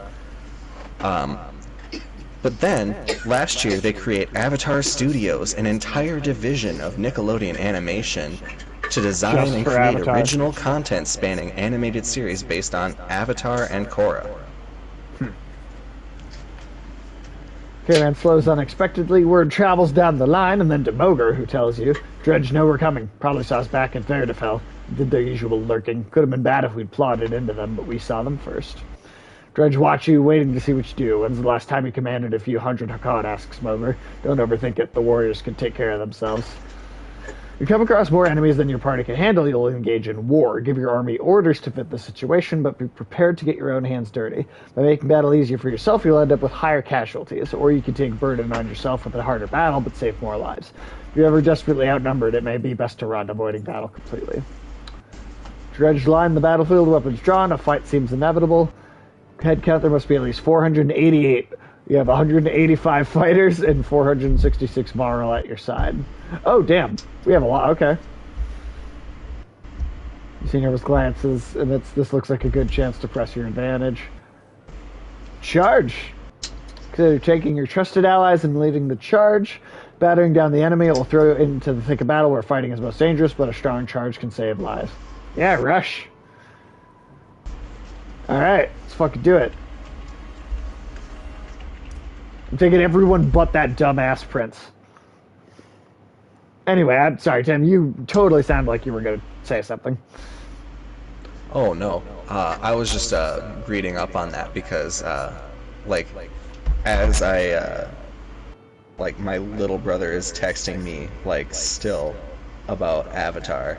Is that, like, me, my older brother, and my youngest brother, that was, like, the only show we could all gather around and agree was quality. Is the only show, huh? At least back in, like, during the original 3-season run. Right. But it's amazing the stuff from your childhood that you'd like go like 5 or 10 years without thinking about, and then you're just like, I would die for that show. Not die for it. It's a good one, man. It's a good one. It is a solid show, yeah. It is. I have It's yet actually to see very another good. cartoon with that level of mythology building that's aimed at as young an audience as it was. I'm trying to think, like, for stuff with like world building like that. That is for younger kids. Yeah, Not to mention that's the fact that they hired actual martial artists for the original series. Yeah. And they had all of the fight scenes and stuff choreographed with actual martial artists, and then they animated it. That's pretty So- badass. Yeah, and like badass. all of the cultures in that show are based off of actual cultures. Oh yeah, I mean you can. And that's one of the see more that. obvious ones, but the fact that they actually get people, they're not just like doing Wikipedia research, they're hiring actual cultural consultants to come in and help build these characters and worlds. No, yeah, I do love that.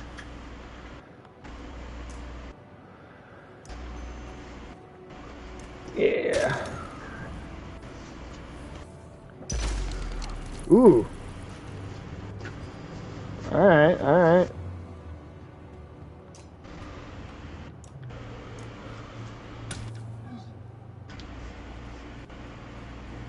Oh, come on, man. Oh, and she's the well. Okay, that witch doesn't seem very threatening now. Yeah, she has high damage potential with her special attack, but beyond that, she's kind of I think Alette is the strongest archer just because of her piercing shot. Mm.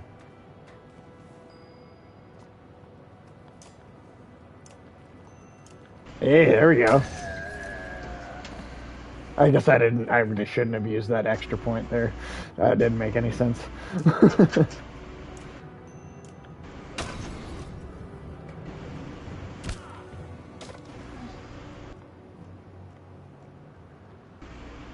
So Tim, how many streams do you think it'll take us to go through all three of these?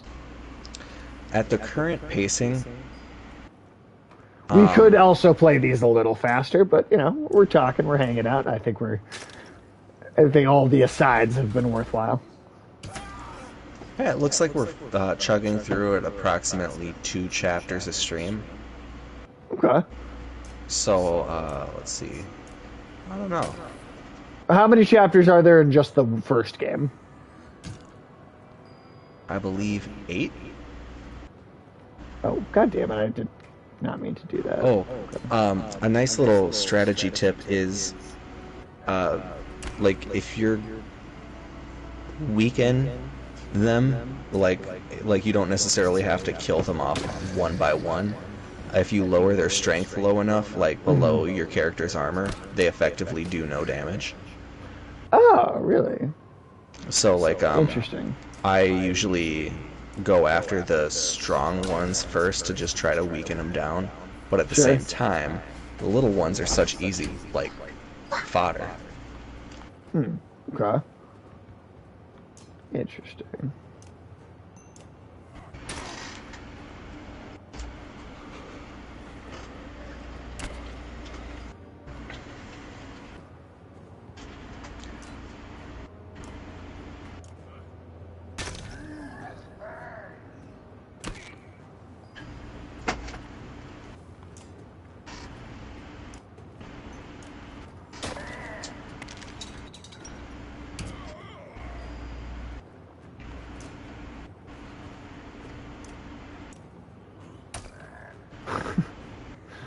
All right. Well, what else is new, Tim? Let's see. Oh yeah, aside from The Last Faith, which is, that... Oh yeah, yeah, 2D, okay, yeah, yeah. Please go on about that. Oh, so for that one, let's see. I have the trailer pulled up, and it looks like I'm gonna have to there's look the at it after the different stream. weapons. There's like jumping through the stained glass windows. That's like very, very Castlevania. There's the gothic atmosphere with like, but instead of just being a Belmont, you are essentially a hunter from Old Yarnum, because you have the guns, the fancy weapons. And it looks like you have some sort of hunter tools that like allow you to do like certain types of mobility and like supplementary attacks. And it also looks like the attack variety in this one is wicked cool. Like there's straight up eldritch looking magic that you can do, like lightning and flames. There's like whips, there's like massive swords and stuff. There's all sorts of cool shit. And it's all got this really heavy gothic overtone, like dragons, vampires, werewolves. I am very interested, and I'm gonna look up some footage as soon as we are done here tonight. And believe it or not, that one is a Kickstarter game. Oh, cool. Well, somebody's got to make a new Castlevania, and Konami's fucking been refusing for a very long time.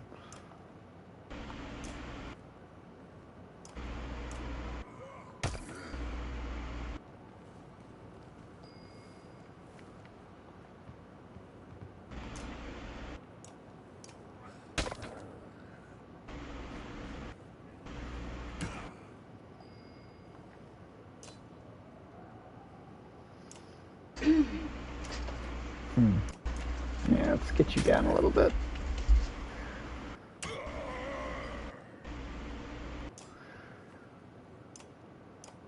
Let's see. It looks like they put out a trailer that was 2 years ago, and then most recently PlayStation just put out a gameplay trailer of it.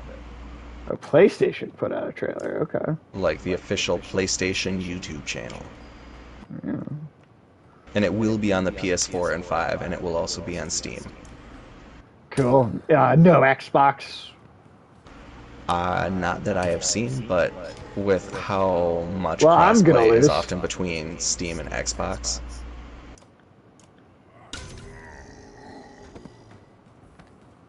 Down to my last guy here.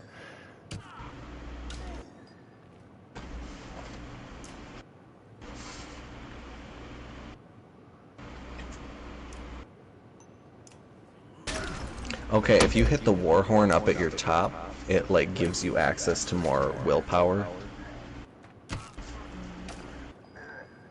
Oof. Yeah. How do I you'll do win. that?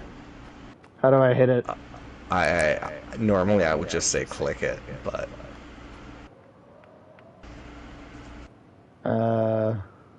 Is that the rest?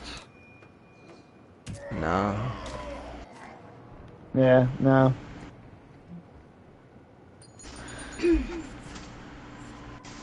There wasn't like, yeah, there didn't seem to be a way to click on that. But that wasn't a fail. But that wasn't a fail state. No. Or You essentially lost more fighters in Varl than you would have if you had won. if well, and But I no yeah. main characters are dead. Just a Okay. bunch of nameless people with family and friends. Fuck them. Fuck them. Sporting a dour expression, there are more warriors than usual claiming illness lately. I don't think they're faking it. I've seen them vomiting or stumbling around. Humans seem to be suffering from something too. Are we pushing too hard? Some kind of disease? Think some of the rations might have been poisoned. Don't know. Before we can respond, don't spread paranoia. Maybe nothing. I found nothing wrong with the food, and most of us aren't ill.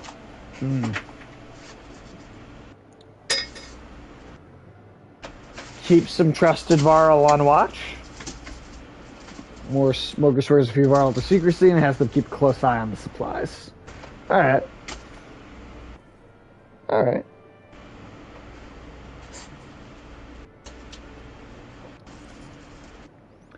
Ludin has been sending scouts ahead, quicker and more nimble than your Varl. One rushes back just as you cross the hilltop, out of breath. Dredge that direction. You overhear him tell Ludin, about a day away, they found a village. Oh, shit. You ask what they're doing, tearing the place apart, he says. Maybe 1,000 of them or more, looking for God knows what. God knows what. This will be a bigger fight than usual. Ludin is uncharacteristically silent, waiting to see what they say. Draw some of them forward and split them. Yeah. Set a small group of shield bangers to get their attention. Half a day later, many Drudge are giving chase up the hill in their plotting sort of way. Alright. Damn, another one. Alright.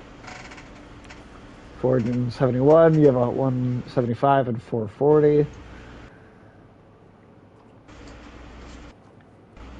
Doing it again. Alright.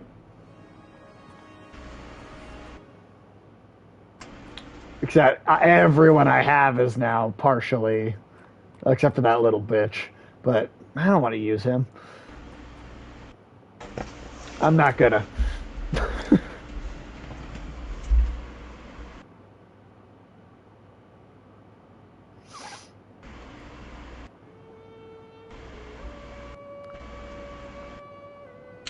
I guess the primary difference between easy and regular difficulties are like injuries aren't a thing in the easy version, Oh, really? and then enemies have slightly lower stats, but that's about the, I think, scope of the changes.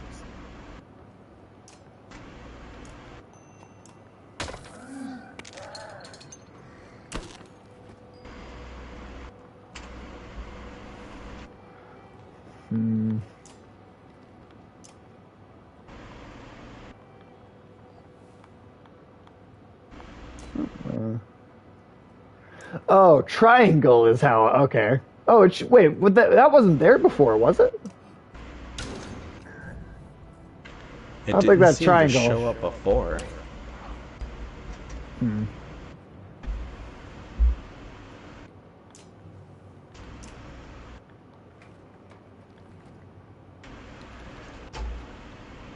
So, okay, why don't I actually seem to be able to do the special moves? They So I click on them and then it just like there's no option to actually use them. I think you select them and then go to select an enemy to attack like you otherwise would. Oh, oh, cool. I definitely hit one of my own guys doing that, but okay.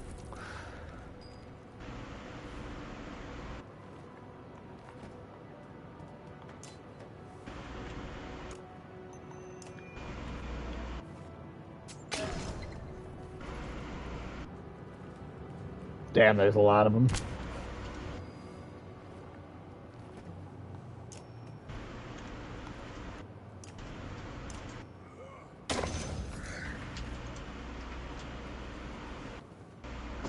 Jeez. We already got at least one guy about to go down. Shit. Oh, come on, man. Alright, she's gone. She's fucking... Okay, she feels fucking useless so far. Yeah, I definitely didn't end up using her a whole lot. Once you unlock other people...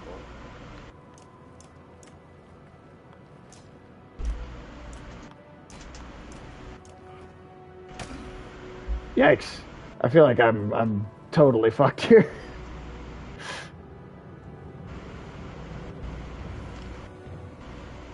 Which one did you choose? I missed that one. On, like... Did you pick the more aggressive option to engage? Yes. I probably Alright. shouldn't have, but, you know. Yeah, I think on... It's okay, it's, you know, I think, it's whatever. I guess I don't think I ever picked the aggressive option. And I think that might have fucked me over in one spot. But, at the same time, we're now getting to see what it looks like to see the true tribulation.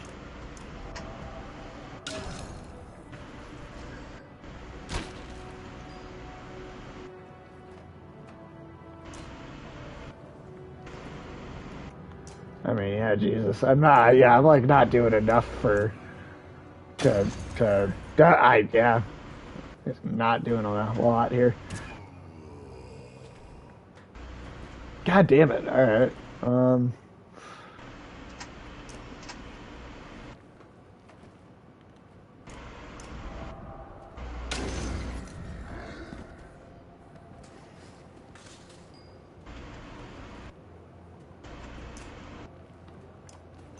I'm still just working this guy's armor down. I haven't even...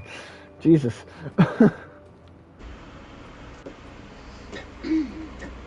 Ah, what's up, Ulysses? What's happening? Heyo.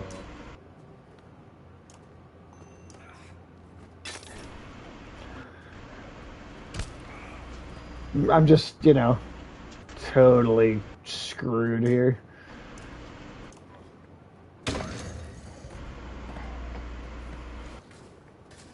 And he's gone.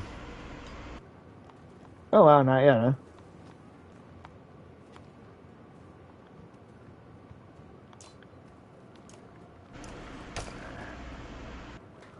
Tin cans ain't shit.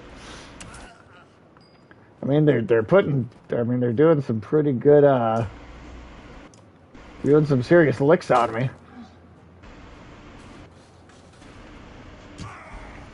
Jesus Christ. I mean,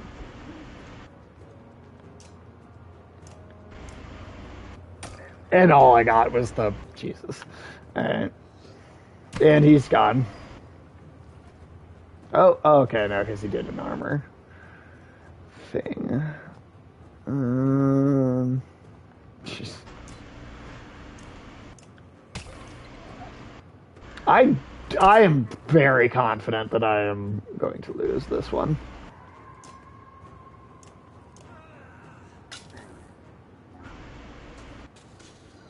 Probably shouldn't have gone on the aggressive approach on this one.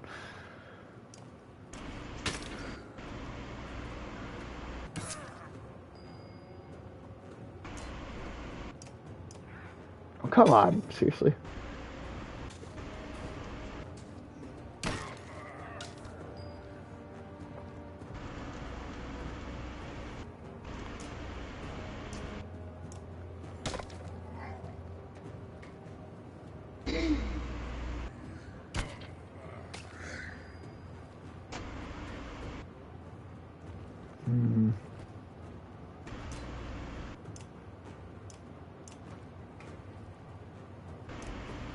Alright, let's try it.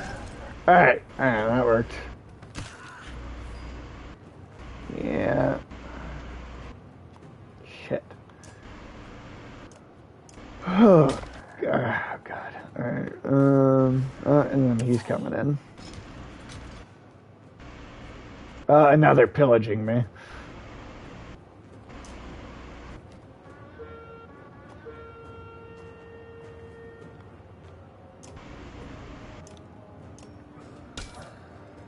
Are you trying to... Ulysses, are you trying to get me to rant? Is that what you're trying to do? You looking for a rant?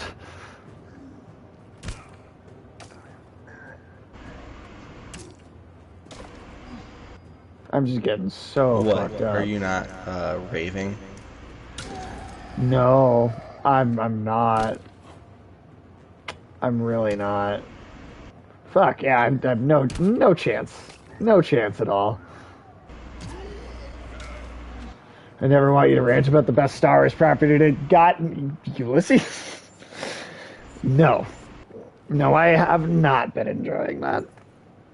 I mean, somehow skip the vicious assault. It doesn't give you much confidence in clearing the small town below. You hope that with many dredge out of the way, the odds will turn in your favor.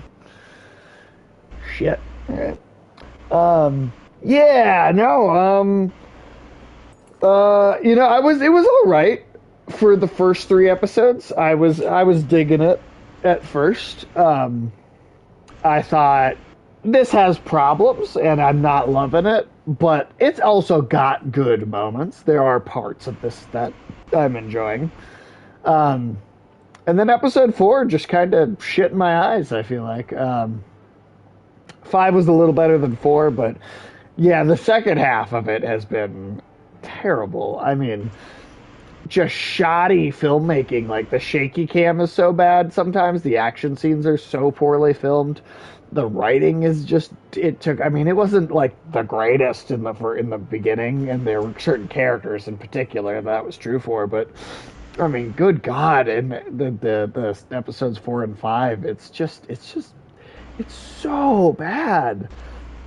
I mean, literally, in episode 5, the pilot character says that they only have one ship left, and then later in the episode, they get away by having one ship take off, and then the real ship take off behind it so it can get away or whatever. Well, the first ship takes all the fire.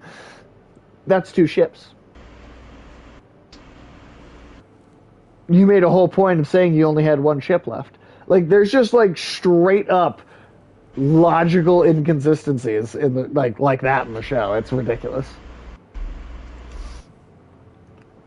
Are any of them as great as bringing a dragon to prove that the zombies are a threat, and then having the dragon become the threat that the zombies use to...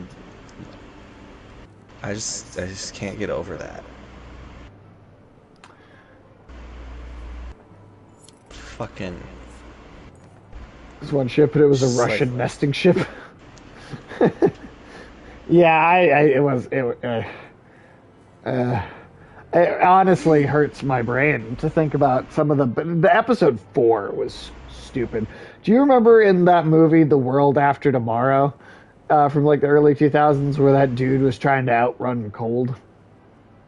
Oh, you mean the day after tomorrow? The Yeah. day after tomorrow, yeah, where the guy tries to Yeah. outrun the cold.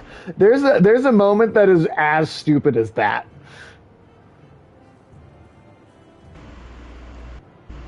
Like there is something as dumb as that in the fourth episode. They got all those Jedi and Carbonite in the Inquisitor place now too, so they can bring back anyone they want for new shows. Well, I mean, I thought that the whole point of that was that it was they were all like dead. They were like dead bodies that had been because that wasn't Carbonite. That was like almost like amber. So those people were all dead. I mean, it was still a dumb scene, and I thought it looked really goofy. Don't get me wrong, but I do believe those were all dead people. They weren't alive still. You're close enough to your judge rattling through the buildings below. Pull them out of the houses. Moger suggests Slag just can't resist an ambush. We'll have better luck in an open field. Skirt the village. Yeah, we just lost 2 fights in a row. Time for a mate. No, mate. We're not doing no Mace Windu show. No. Those were dead. Those were dead. I'm positive those were dead.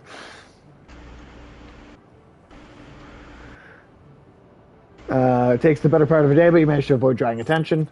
Kit Fisto show, although that'd have to be adults only. Tim, did you realize there was a Star Wars character named Kit Fisto? There's a what now? Do you remember in the Star? Oh yeah, you said you never actually saw them. You do know. I know. I don't know about the character, but. But his name is Kit Fisto. So fucking. Oh god.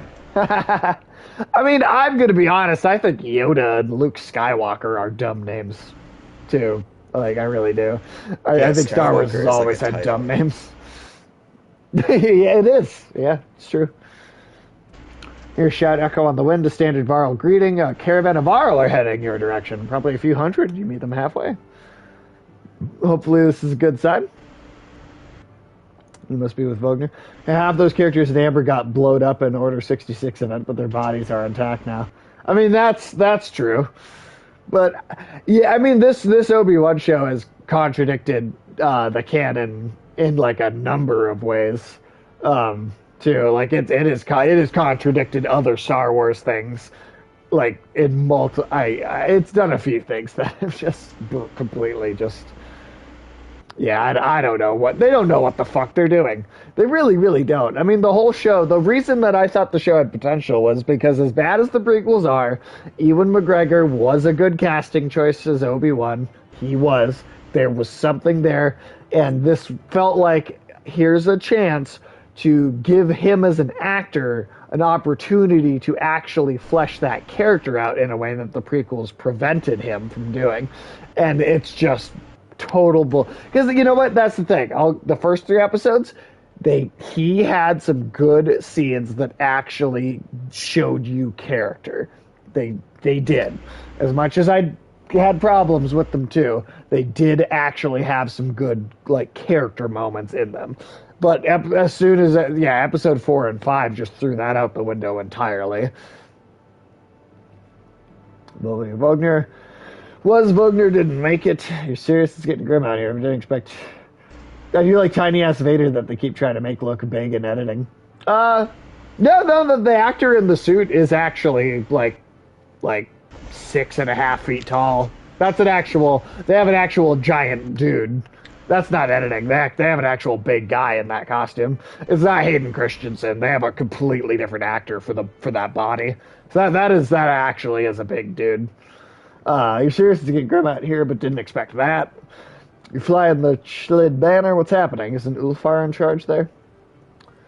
I'm Fasalt. Ulfar's still in Shield, in case he needs to be. He sent me to meet Vogner. Well, you. We've seen nothing happen in Schlid yet. What do you mean? No, Dredge. I mean, it's here's the thing. What you're seeing, Ulysses, is not bad editing. It's bad camera work because the camera work, especially in the action scenes, has been so bad that I think that's what you're seeing is that the actual like whoever's holding that camera has no idea what the fuck they're doing, and so like. Especially when characters are actually trying to sword fight each other, it's incredibly unclear. I mean, who knows? The choreography could even be good, but the camera work is so bad that you can't tell. I'm pulling out of Ridgehorn. We only just found out about it. One group went that way. We came here. Ridgehorn, the fort on the bay. That place has been abandoned for hundreds of years. Yeah, maybe that's why they're there. By all accounts, it looks like another damn invasion. Ludin forces his way into the conversation. Wait a godless minute. What did you do? Careful now. You be careful. What? Oh, fuck this guy. Oh my god. You think men don't remember history? The long banner hangs in Arborag. Second Great War nearly screwed us all. What did you do this time? Who the feign is this? Shut your mouth or I'll smash it. This is exactly what I want. Yes. Then swivels in your direction, eyes wide. He seems uncertain whether to be insulted or threatened. Both. Fuck you. I hate this prince. He is such an asswipe. What orders did Ulfar give you, Fasolt? Supposed to, or Fasolt? How are you supposed to say that? Fasolt. Fasolt. Okay. Supposed to offer any support you need. Got 330 Varl behind me, and Ulfar wants to know what's happening at Ridgehorn. What's your plan?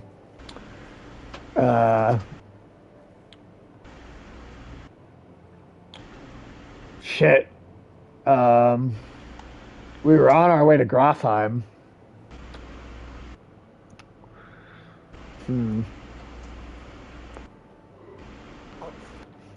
Should we kick him out, make him take him?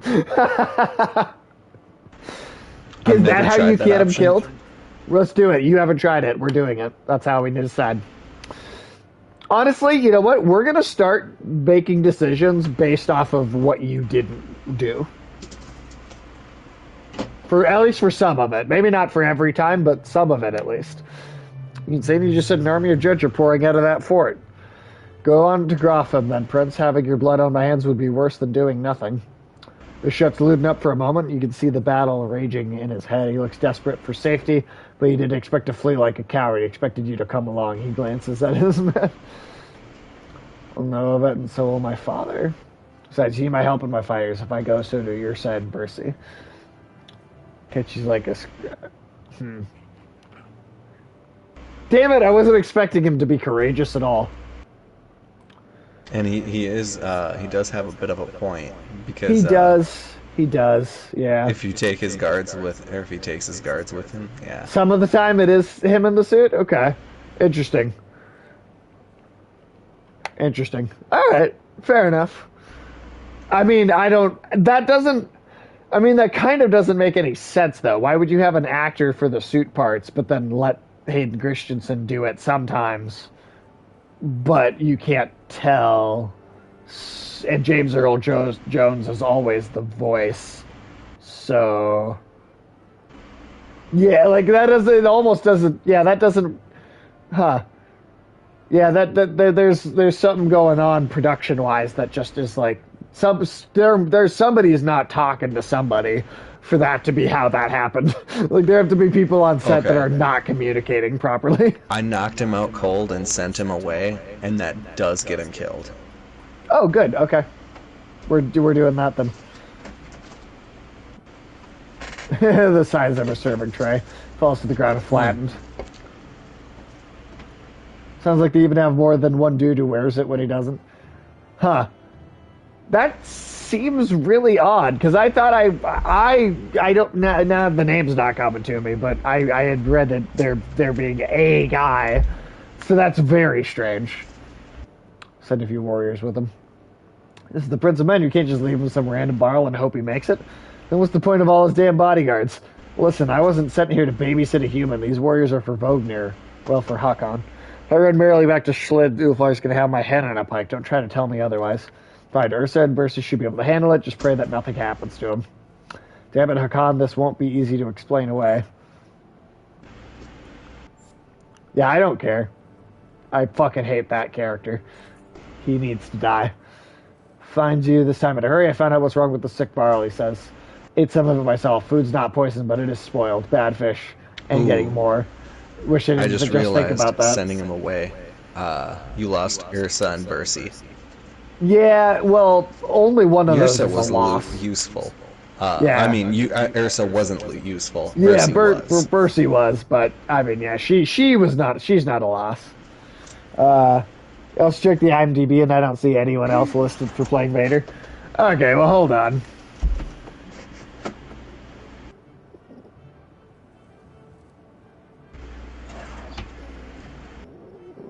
Body actor. Well, for Vader.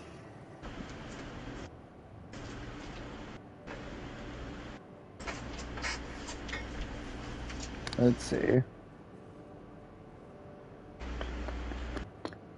No, that's the original movie, not the. Okay, I don't want the movie.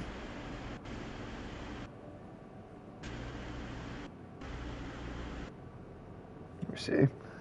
Couldn't miss it, but yeah, I mean, to be fair, IMDb is. I mean, it is also one of those where people will just edit stuff on there. I mean, I believe that this is true. I just sometimes it is editable. So if it's a smaller time person that's in the suit that people don't know the name of, he may just not make it on there. Let me see. I would like to there is a couple bugs still in Elden Ring that are fucking hilarious. Oh yeah. Oh yeah, I have the name though here. It's Demetrius Petrebsky. Demetrius Petrebsky. That's That's the tall dude. That's the big guy that I read about being in the suit. Let's see. So Hayden Christensen. Okay, so here we go. Here's specifics. Petrebsky this is an interview here. Petrebsky said that Christensen gets replaced during scenes when Vader is fighting, as well as when it's like a full body shot. So anytime you can only see the head, or like the head and the chest, or maybe just the feet, or like just anytime it's not a full body shot, it's Hayden Christensen. But anytime it's like you could see all of him, or during action scenes, it's this guy Dmitry Petrebsky. Yeah. So it is. Ulysses, you were right that it was Hayden Christensen. So I was wrong about that. It is Hayden Christensen some of the time. It just isn't him all. But they do split it up. Anyway, Tim, I'm sorry. You had something you were gonna say. Oh no, you're fine. There's a death bird that can spawn in the snowy area, and if he spawns and then you run down the hill before he finishes spawning, he does a lunge attack and jumps to his death. Like, I'm talking like jumps from the top of the cliff down to the bottom, and he's a bird, so he should be able to live, but the boss just drops to 0 health. Like, you might have seen clips that does explain it exactly, Ulysses. Oh, no, I'm sorry. I do remember those though, the early clips of like the dragon falling to its death. It's exactly that. Yeah, that's funny. Which means they fixed it for one boss, but not the other. That is odd. That's odd that you'd think that would just apply across both. Yeah. The hike approaching the Godstone is murder. You recall how most Godstones were built on hills overlooking other Godstones so that travelers could follow them and find their way between cities. Does nothing to ease your pain. Dredge shouts Moger near the front of the caravan. Oh, I can hear the arrows wisping by there. Maybe a bird, but it's also lazy. Dredge shouts Moger near the front of the caravan. Suddenly, black rocks are whizzing past your head. What the hell is this? You shout. Moger takes his head. Stone slams into the shield of a nearby Varl, exploding in a flash of light and razor-sharp fragments.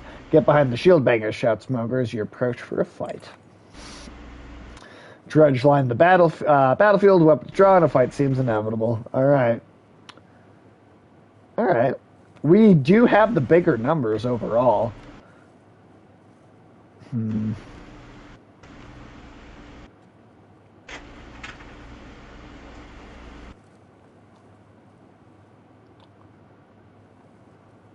I guess knowing that you can't really, it's not like Fire Emblem, so I guess it doesn't really matter too much if you lose, and everyone's already injured.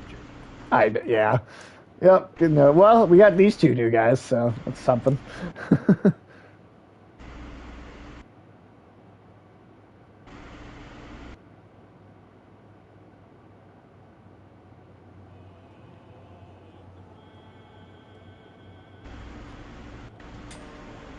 All right. Let's fucking do this. And how are you feel? It's now, Tim. It is 12:50 now, almost 1. How are you feeling? How much longer do you think you're up to hang out here? I can do another 10 minutes. Okay. And then I do think I'll play a bit more, but I don't think I'll go like super far. Oh, absolutely. Super far into the game. And then I'll just rewatch whatever I missed in the morning. Works for me. Works for me. I will say, Fate doesn't like us streaming because it gave me an early morning job and you an evening job. Yeah, right. Don't trust him, Tim. He's going to stay up all night and finish it without you. I mean, that'll make for an amusing stream based off of, like, your decisions so far have been based off of hatred for Luden, which I am very, understanding of. Yeah, no, fuck him. He's a fucking stupid dick.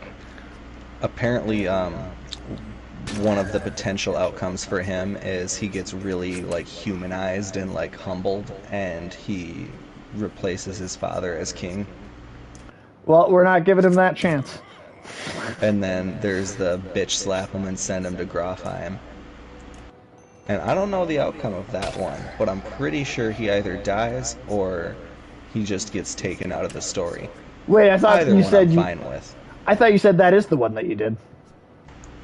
I'm pretty sure. It's like, I know it takes him out of your party for, Right. like, good. But he either dies or he, like, is just separated from the party permanently. Yeah, I'm going to hit him if I do that, though.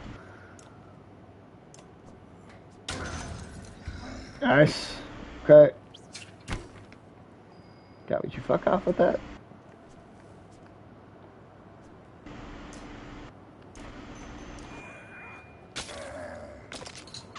Start getting this big guy down a little bit. Oh, shit. Alright.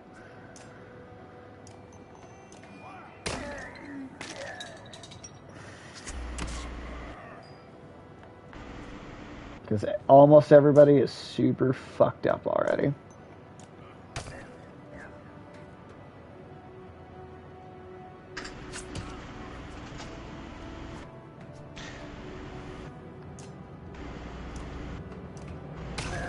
Alright. After this fight, I Yes. would recommend you stop your party to rest. Oh, just to wait, you can do recover. that whenever? I thought Yeah, I you thought can do that whenever, but it does consume supplies for each day of rest. Right. Okay, I was under the impression they were fixed stopping points, I guess, but Yeah, it's I mean, supposed there to be are, kind but- of like a yeah, but also there that's are, not the but only also kind. the kind of stop them like whenever.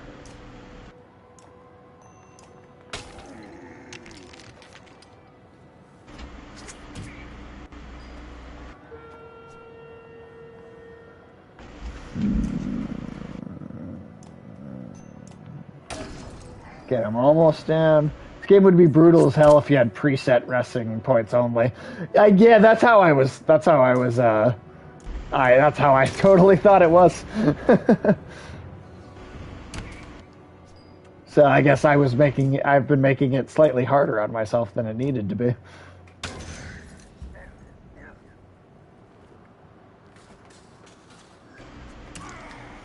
Well, Shit. and the fun thing is,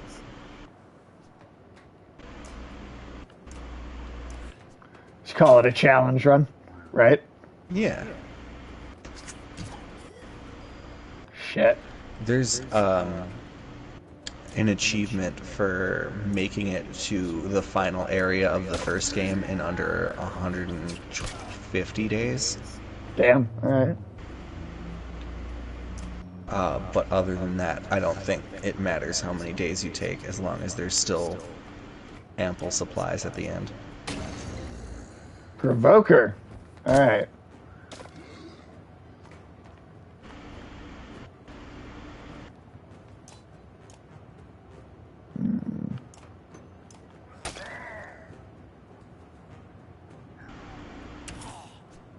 Yep.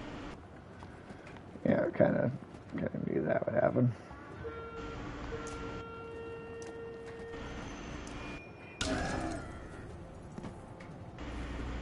Oh shit, that was not. I didn't. All right, whatever.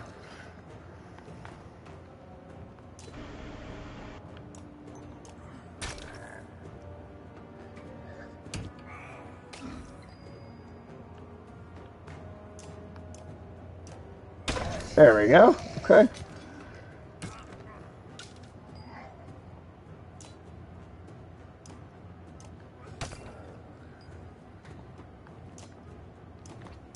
There.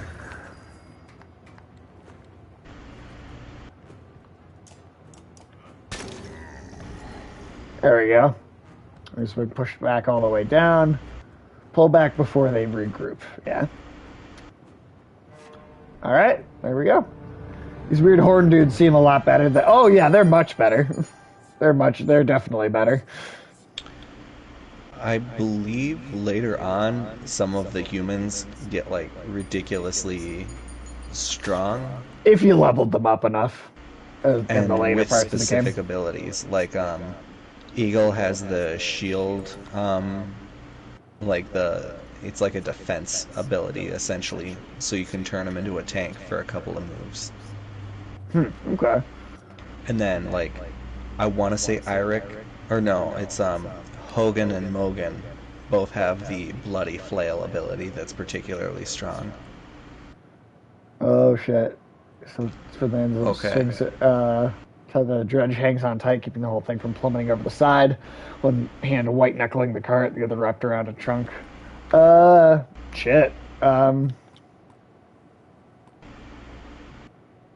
much do you like Gunnulf? He's very helpful. I like Gunnulf. Tell him to just let go. I mean, you could always try to have him haul the cart back up, but if he doesn't let go, Yeah, we're just it's gonna have him steep let go. dropped. Oh wait, what? My duty? Order him to let go. Or it sounds more like you just stabbed him in the side, then gave him an order, let's go, flips over the side, followed much later by a dull thud and a crack. Treasure cart has exploded into a frozen firework of gold, valuables, and yaks, and dredge gore. That was a costly mistake, grits Ubin between clenched teeth. Wonder why that dredge was... Yeah, he would have gone over the cliff, I'm sure. Yeah. Dredge went after the yaks in the first place, and you realize the bigger problem is the vast fortune now lying at the bottom of the cliff. Tim, do you know what happens if you try and attack the dredge? So I know only that if you didn't demand him let go, he dies right there, like falls over the cliff. Just either way. Yeah, if you choose anything but immediately demand him to let go, he just dies. And he has a couple other areas where he can die after this, but that's the one that's the most bullshit. Yeah. Oh, Like, I morale's poor. reloaded that save. Okay, so Oh, then if you how am I supposed rest- to... How? Oh. There we go, okay. Alright, cool. Good to know that you can do that. And it looks like you have enough supplies for 51 days. Yeah, we got a lot. We do have a lot. So you can then rest like 2 more times, and you should have everyone fully recovered. Cool. Morale improved. Alright. Tim, it is officially 1 a.m., so if you gotta go, I understand. Oh my gosh, you just got to the part where Gunnulf could have died. Caravan stops, Godstone looming overhead for a short rest. The warriors... I just rested, too. Stone gives you an ancient sense of being watched over in a comforting way. Didn't help the bodies underneath it, though. The earth at the base of the Godstone is scarred like a struggle occurred. Merchants, no dredge, encircling Dingler a variety of goods, barrel of mead, who knows how old, loose silver, a statue made of soapstone, offerings to a dead god. Check for the merchant's brother. Take the necklace. In the midst of the pile of bodies, a glitter catches your eye. You fish a gold necklace out to find 5 golden rings. Guess he didn't make it. Yes, we'll take it to return it. Tell him to hang on to it. If anyone can be trusted, it's him. Cool. Don't know what made them think the Godstone would be safe. We're completely exposed up here. If we're going to rest, I think we have to do it a little further away. Mengler was always one of the favorites amongst men. God of good fortune, they believed he brought luck, wealth, or whatever else you wish you had. Couldn't get on your own. Good fortune is a lot of meetings. Eventually you move on. Godstone Dangler. Alright. Sweet. So let's see. Tim, how much would you say is left in this chapter, actually? This chapter, I would Yes. say...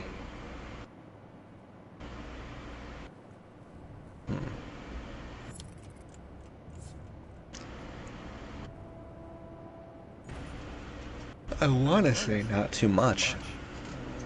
Okay. I think that's what I might do is I might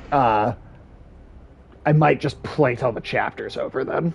I think is what I spoke rising from the trees. Dredge are known for setting fires, but it does get their attention. We use fires like that to lead them along in the Great Wars. Yeah, they wised up to that. No matter how you look at it, investigating will cost time. Interesting. We're gonna check it out. Failure crashed through the foliage, sidestepping Varl and Dredge. Bodies along the way burst onto a scene of carnage. A vast number of Varl surrounded by Dredge. Explanations can wait. Charged into the fight. All right, we're doing it. One day. Oh, almost. I'm really glad you stumbled into doing the thing that like, the most... I'm always so happy when it's like, oh god, that didn't lead to a party member dying. Because... as you may recall, sometimes that does when happen. you started this, there's so many different outcomes that there's not recorded footage of all of the endings for this game. That is kind of nuts. That's cool though. That's cool that there's that much variation in this.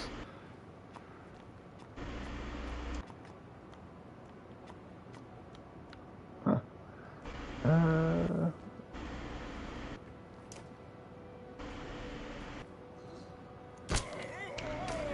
If you smack the dredge, you hurt your hand because they're made of metal. So yeah, if you smack them with. If you just open palm slap them like you did to Luden. Yeah, I can imagine that would hurt.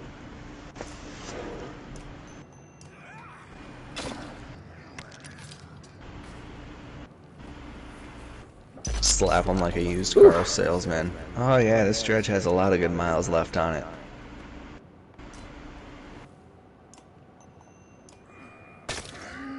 There we go. You're almost down.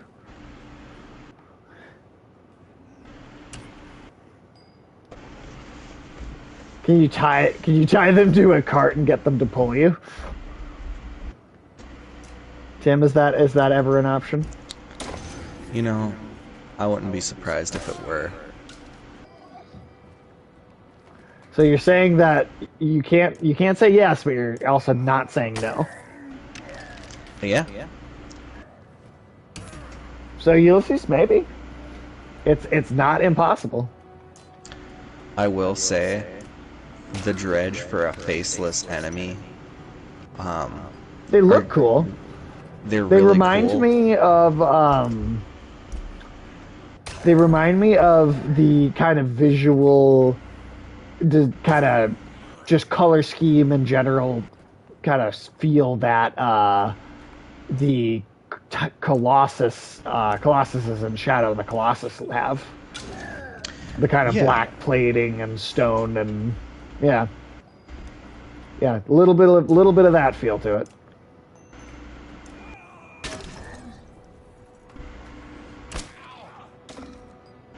You know, that was what I was thinking, considering Adam's played so few video games. Shadow of the Colossus. What do you think, Tim? Shadow of the Colossus is another one I was thinking of maybe making once we finish Cuphead. As long as you could give him gentle guidance as to where to go, because that game Oh can yeah, easily leave you wandering. Oh yeah, I would. I would definitely. I wouldn't leave him hanging on that part, for sure. But this is another weird artsy. You know, he seems to like I those. agree. They It's could play a really good game worth like playing. Fallout 76, Ulysses. God damn it. Ulysses, you know that, oh shit. God damn. I just got him rested Yeah, up. those big fuckers, they have the ability to do a lot of damage, a lot of quick.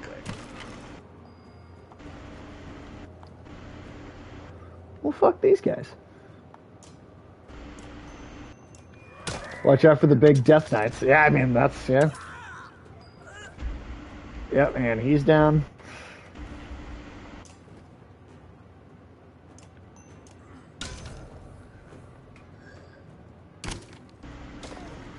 But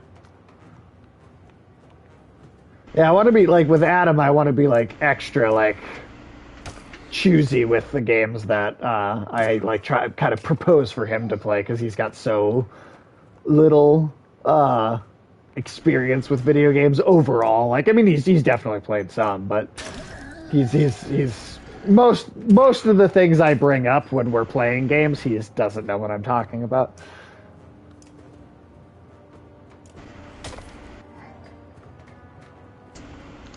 Yeah, that's a game that's definitely worth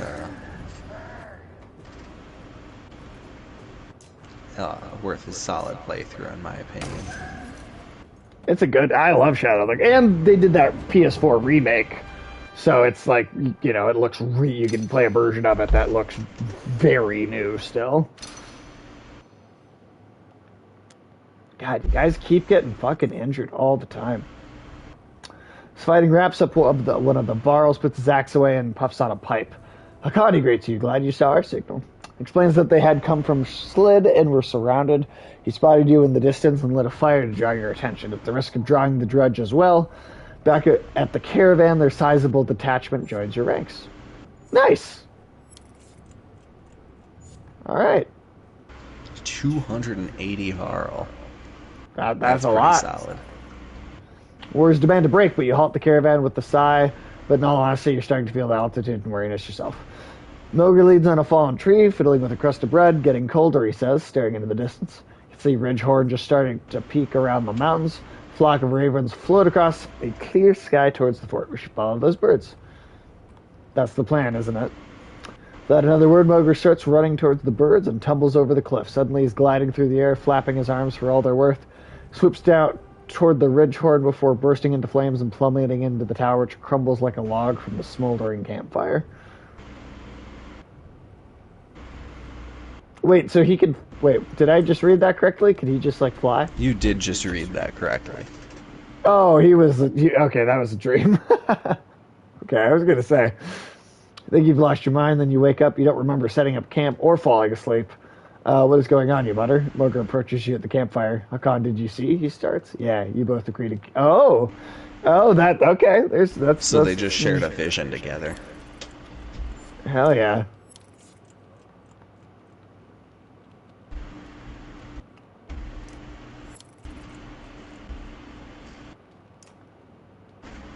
Alright. Now you said you think we are close to the end of the chapter, right?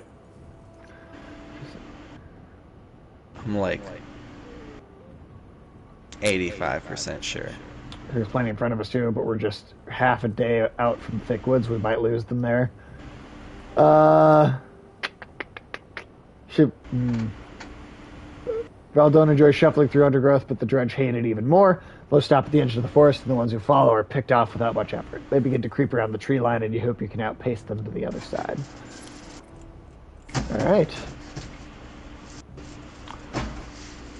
Slags, how offensive.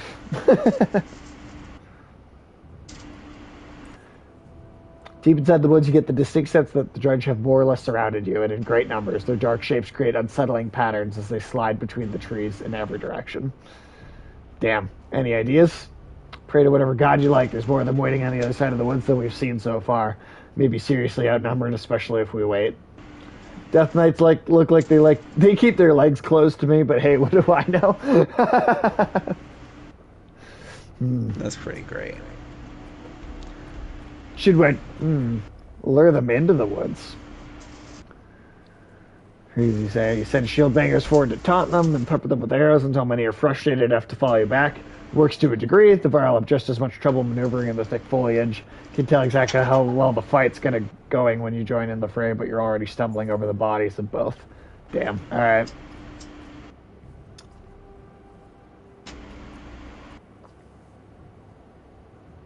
Let's fucking do it. Hey, everybody's all healed up too. Oh, you haven't leveled up anybody. Oh, have I not been leveling up characters? That might be part of the reason why you're having a little bit of a A tough time. Yeah, we should probably do that.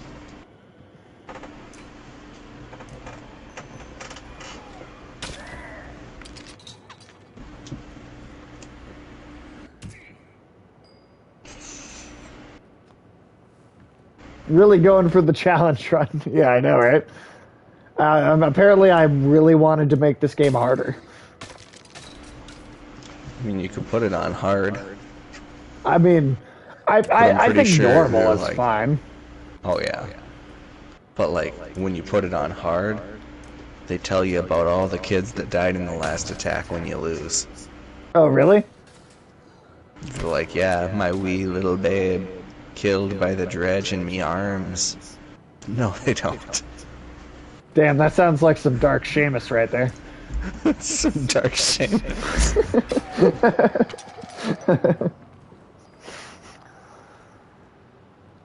God, I'm telling you, Tim, I'm someday I'm gonna actually write like a story with a character that's just referred Dark to as Seamus. dark. I'm thinking of like a I honestly think of like an Irish mobster or something, like a badass Irish hitman. Like that could actually be kind of a cool, like, I don't know. I really think that would work.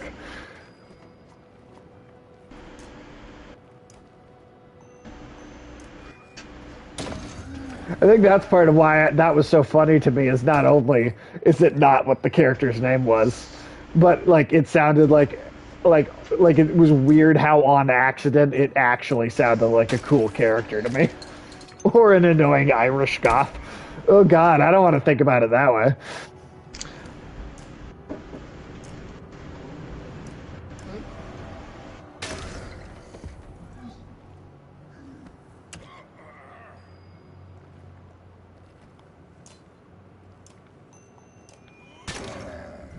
Like a wicked leprechaun? Well, I kind of want to see that, to be honest. That sounds weird enough to be interesting. Really? Too far away?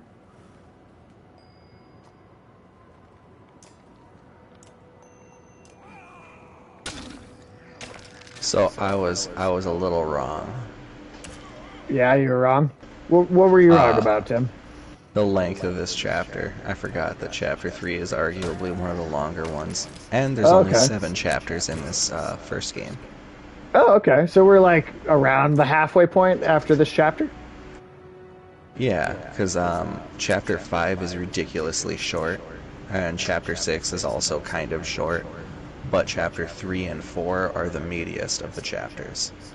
Okay. So you are about halfway done after this fight. Okay. Interesting. Well, that's cool. Yeah, go to sleep, bitch.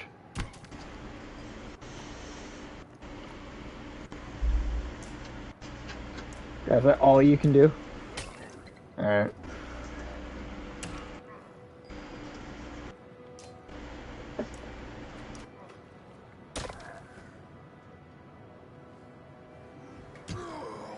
Shit. Ah. Alright. Yeah, that not leveling up thing really, it really hurts you.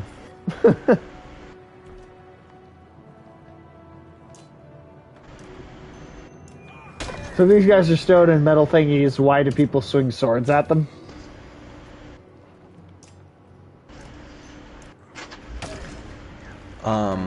Feel like you'd be better off with a warhammer. So their idea is that their flesh underneath the immense amount of armor that they wear. And so the attack style is based off of breaking that armor or finding ways to penetrate it, like with spears. So they're not just stone automatons, They're like flesh and bone too. Okay. But they're incredibly armored and resilient like a dwarf. Huh, okay. I definitely was thinking they were like golems. They do definitely seem like golems, but like one of the subtle things that you can tell is that they're not. They just, Hammers are still better. Hammers are still better for that than swords. See, I think what they're going for is that like the hammers just clink off the armor because they don't break it. And I think that's more for the idea of having the armor break mechanic make more sense than the actual lore. It's more for gameplay reasons than it is for like lore reasons, is what you're saying? Because I definitely feel like a hammer would crack the armor. Yeah. And Yeah, like it would like definitely Lucy said, crush the smaller ones. Real warhammers turn dudes in armor into jelly, and yeah, like actual warhammers do that. So That's true. And they didn't not have hammers in like Viking shit. They definitely had hammers. So I think Fassel, the dude who's got like a club that's like got a pointed tip to it. So it looks like he's using right. arguably the most blunt weapon.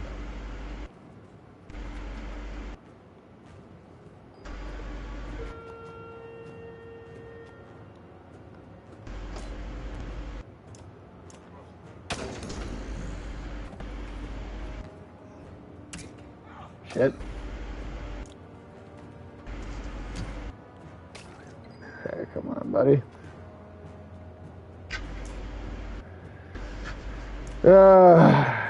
Yep. And we're down again. Well, who knows though, once you level up. Yeah, no, I mean, it's definitely the problem has been the fact that I haven't been leveling the characters up.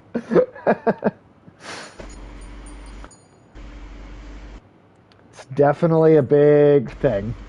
Things could go disastrously wrong. Violent men begin to fall amidst the trees. Your last sight is a giant stone mace looming overhead, and you're watching the battle from afar, having been pulled to safety. There's lingering screams carry on the wind as you push on. Well, yeah, that did not go well. Not at all. Oh yeah, it looks like you lost over 100 fighters. Shit.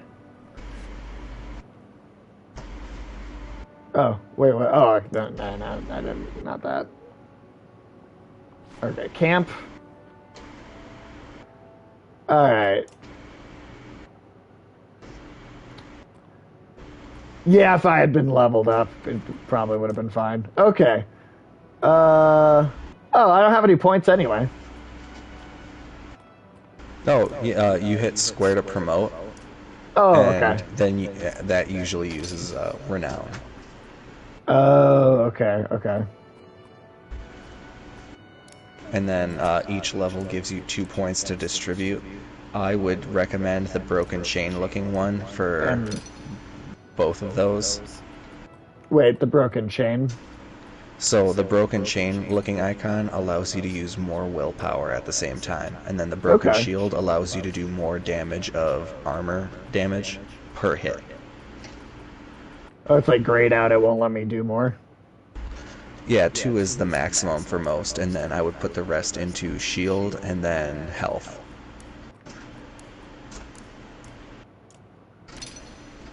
Oh, I meant like shield break. My mistake. Oh, whoops.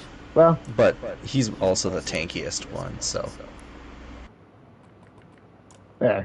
Yeah, that was a shitload of points at once just now. And level 5 is the max for the first game.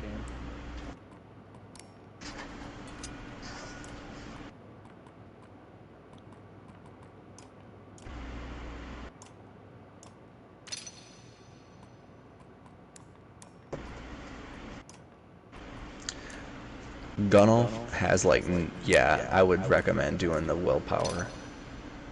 Because he just starts off not being able to use it at all.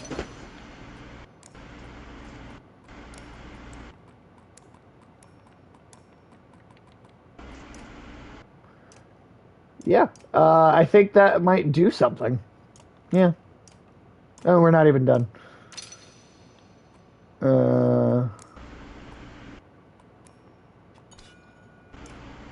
Yeah, they are. They're fucking big.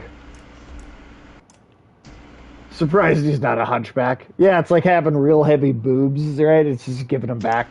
Except it was more like neck problems for him instead of back problems.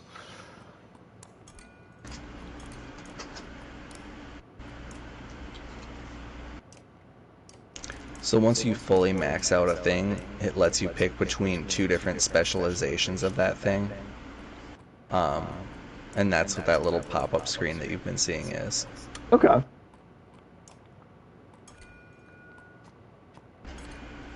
And then typically those specializations aren't as good as a regular point, except for Lucky Shot, because on characters where you're running the risk of having only like a 40% chance to hit, Yeah, like, it gives that you one it. does make a decent chance. Are there a lot of big boobed hunchbacks? I mean, I don't know.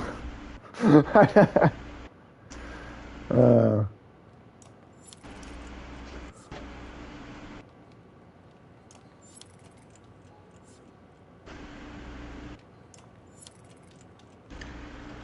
all right.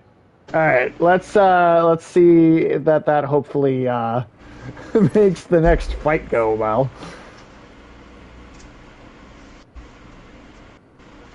Oh, also, Tim, you said so. Did you say that we're not actually that close to the end of the chapter? Yeah, that was essentially the halfway mark right there. Damn. All right. Because All right. you reach this city, and then you travel to a different city too. Okay. Maybe we'll stop at getting to this city here, actually. I think that's probably a good stopping point. Because it'll be almost at the 3 hour mark for the stream itself, so I feel like that's pretty solid. Yeah. 3 hour stream is good enough, I think. Also, Ulysses, because of my new schedule for work, loot the city. I mean, maybe we'll see if that's an option, man.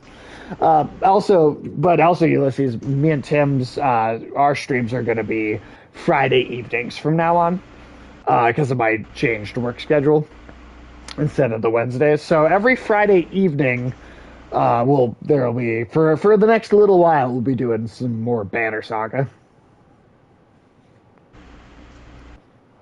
Till we're done with all 3 parts. Heck yeah, brother. Heck yeah. These Varl definitely give off Hulk Hogan vibes in some way. They're super big. hyper masculine, ready to fight. None of them have the skin of a hot dog, though. No. None of them have the color palette of a hot dog. Hot dog. Hulk Hogan would look good with horns. Yeah. What is this mess about? Looks like a full-scale battle happened, and recently. Only dredge bodies remain. Maybe we'll see something from the tower. Have Varl search the buildings and make sure there's no dredge waiting to spring on us. On it. Don't set up camp or make a fire. We'll take a look and then get out of here before anything else goes wrong. All right, and I think that is going to be a good stopping point. Tim, look at that. You made it to the end after all. Well, huzzah. Let me check and see if there's anybody streaming to give a raid to.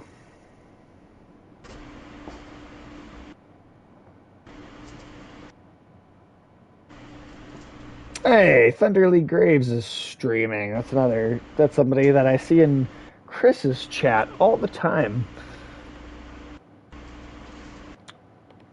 And is super friendly. So we're gonna raid them. All right, good night, everybody, and we'll be back next Friday for more Banner Saga 1. We'll see you then. Oh, yeah. Have a good night, Ulysses.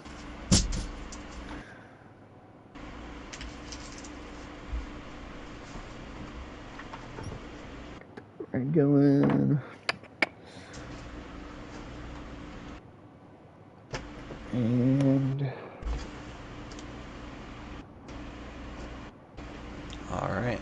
Well, heck, I'm gonna head to bed, and you have a good rest of your night there. You as well, Tim.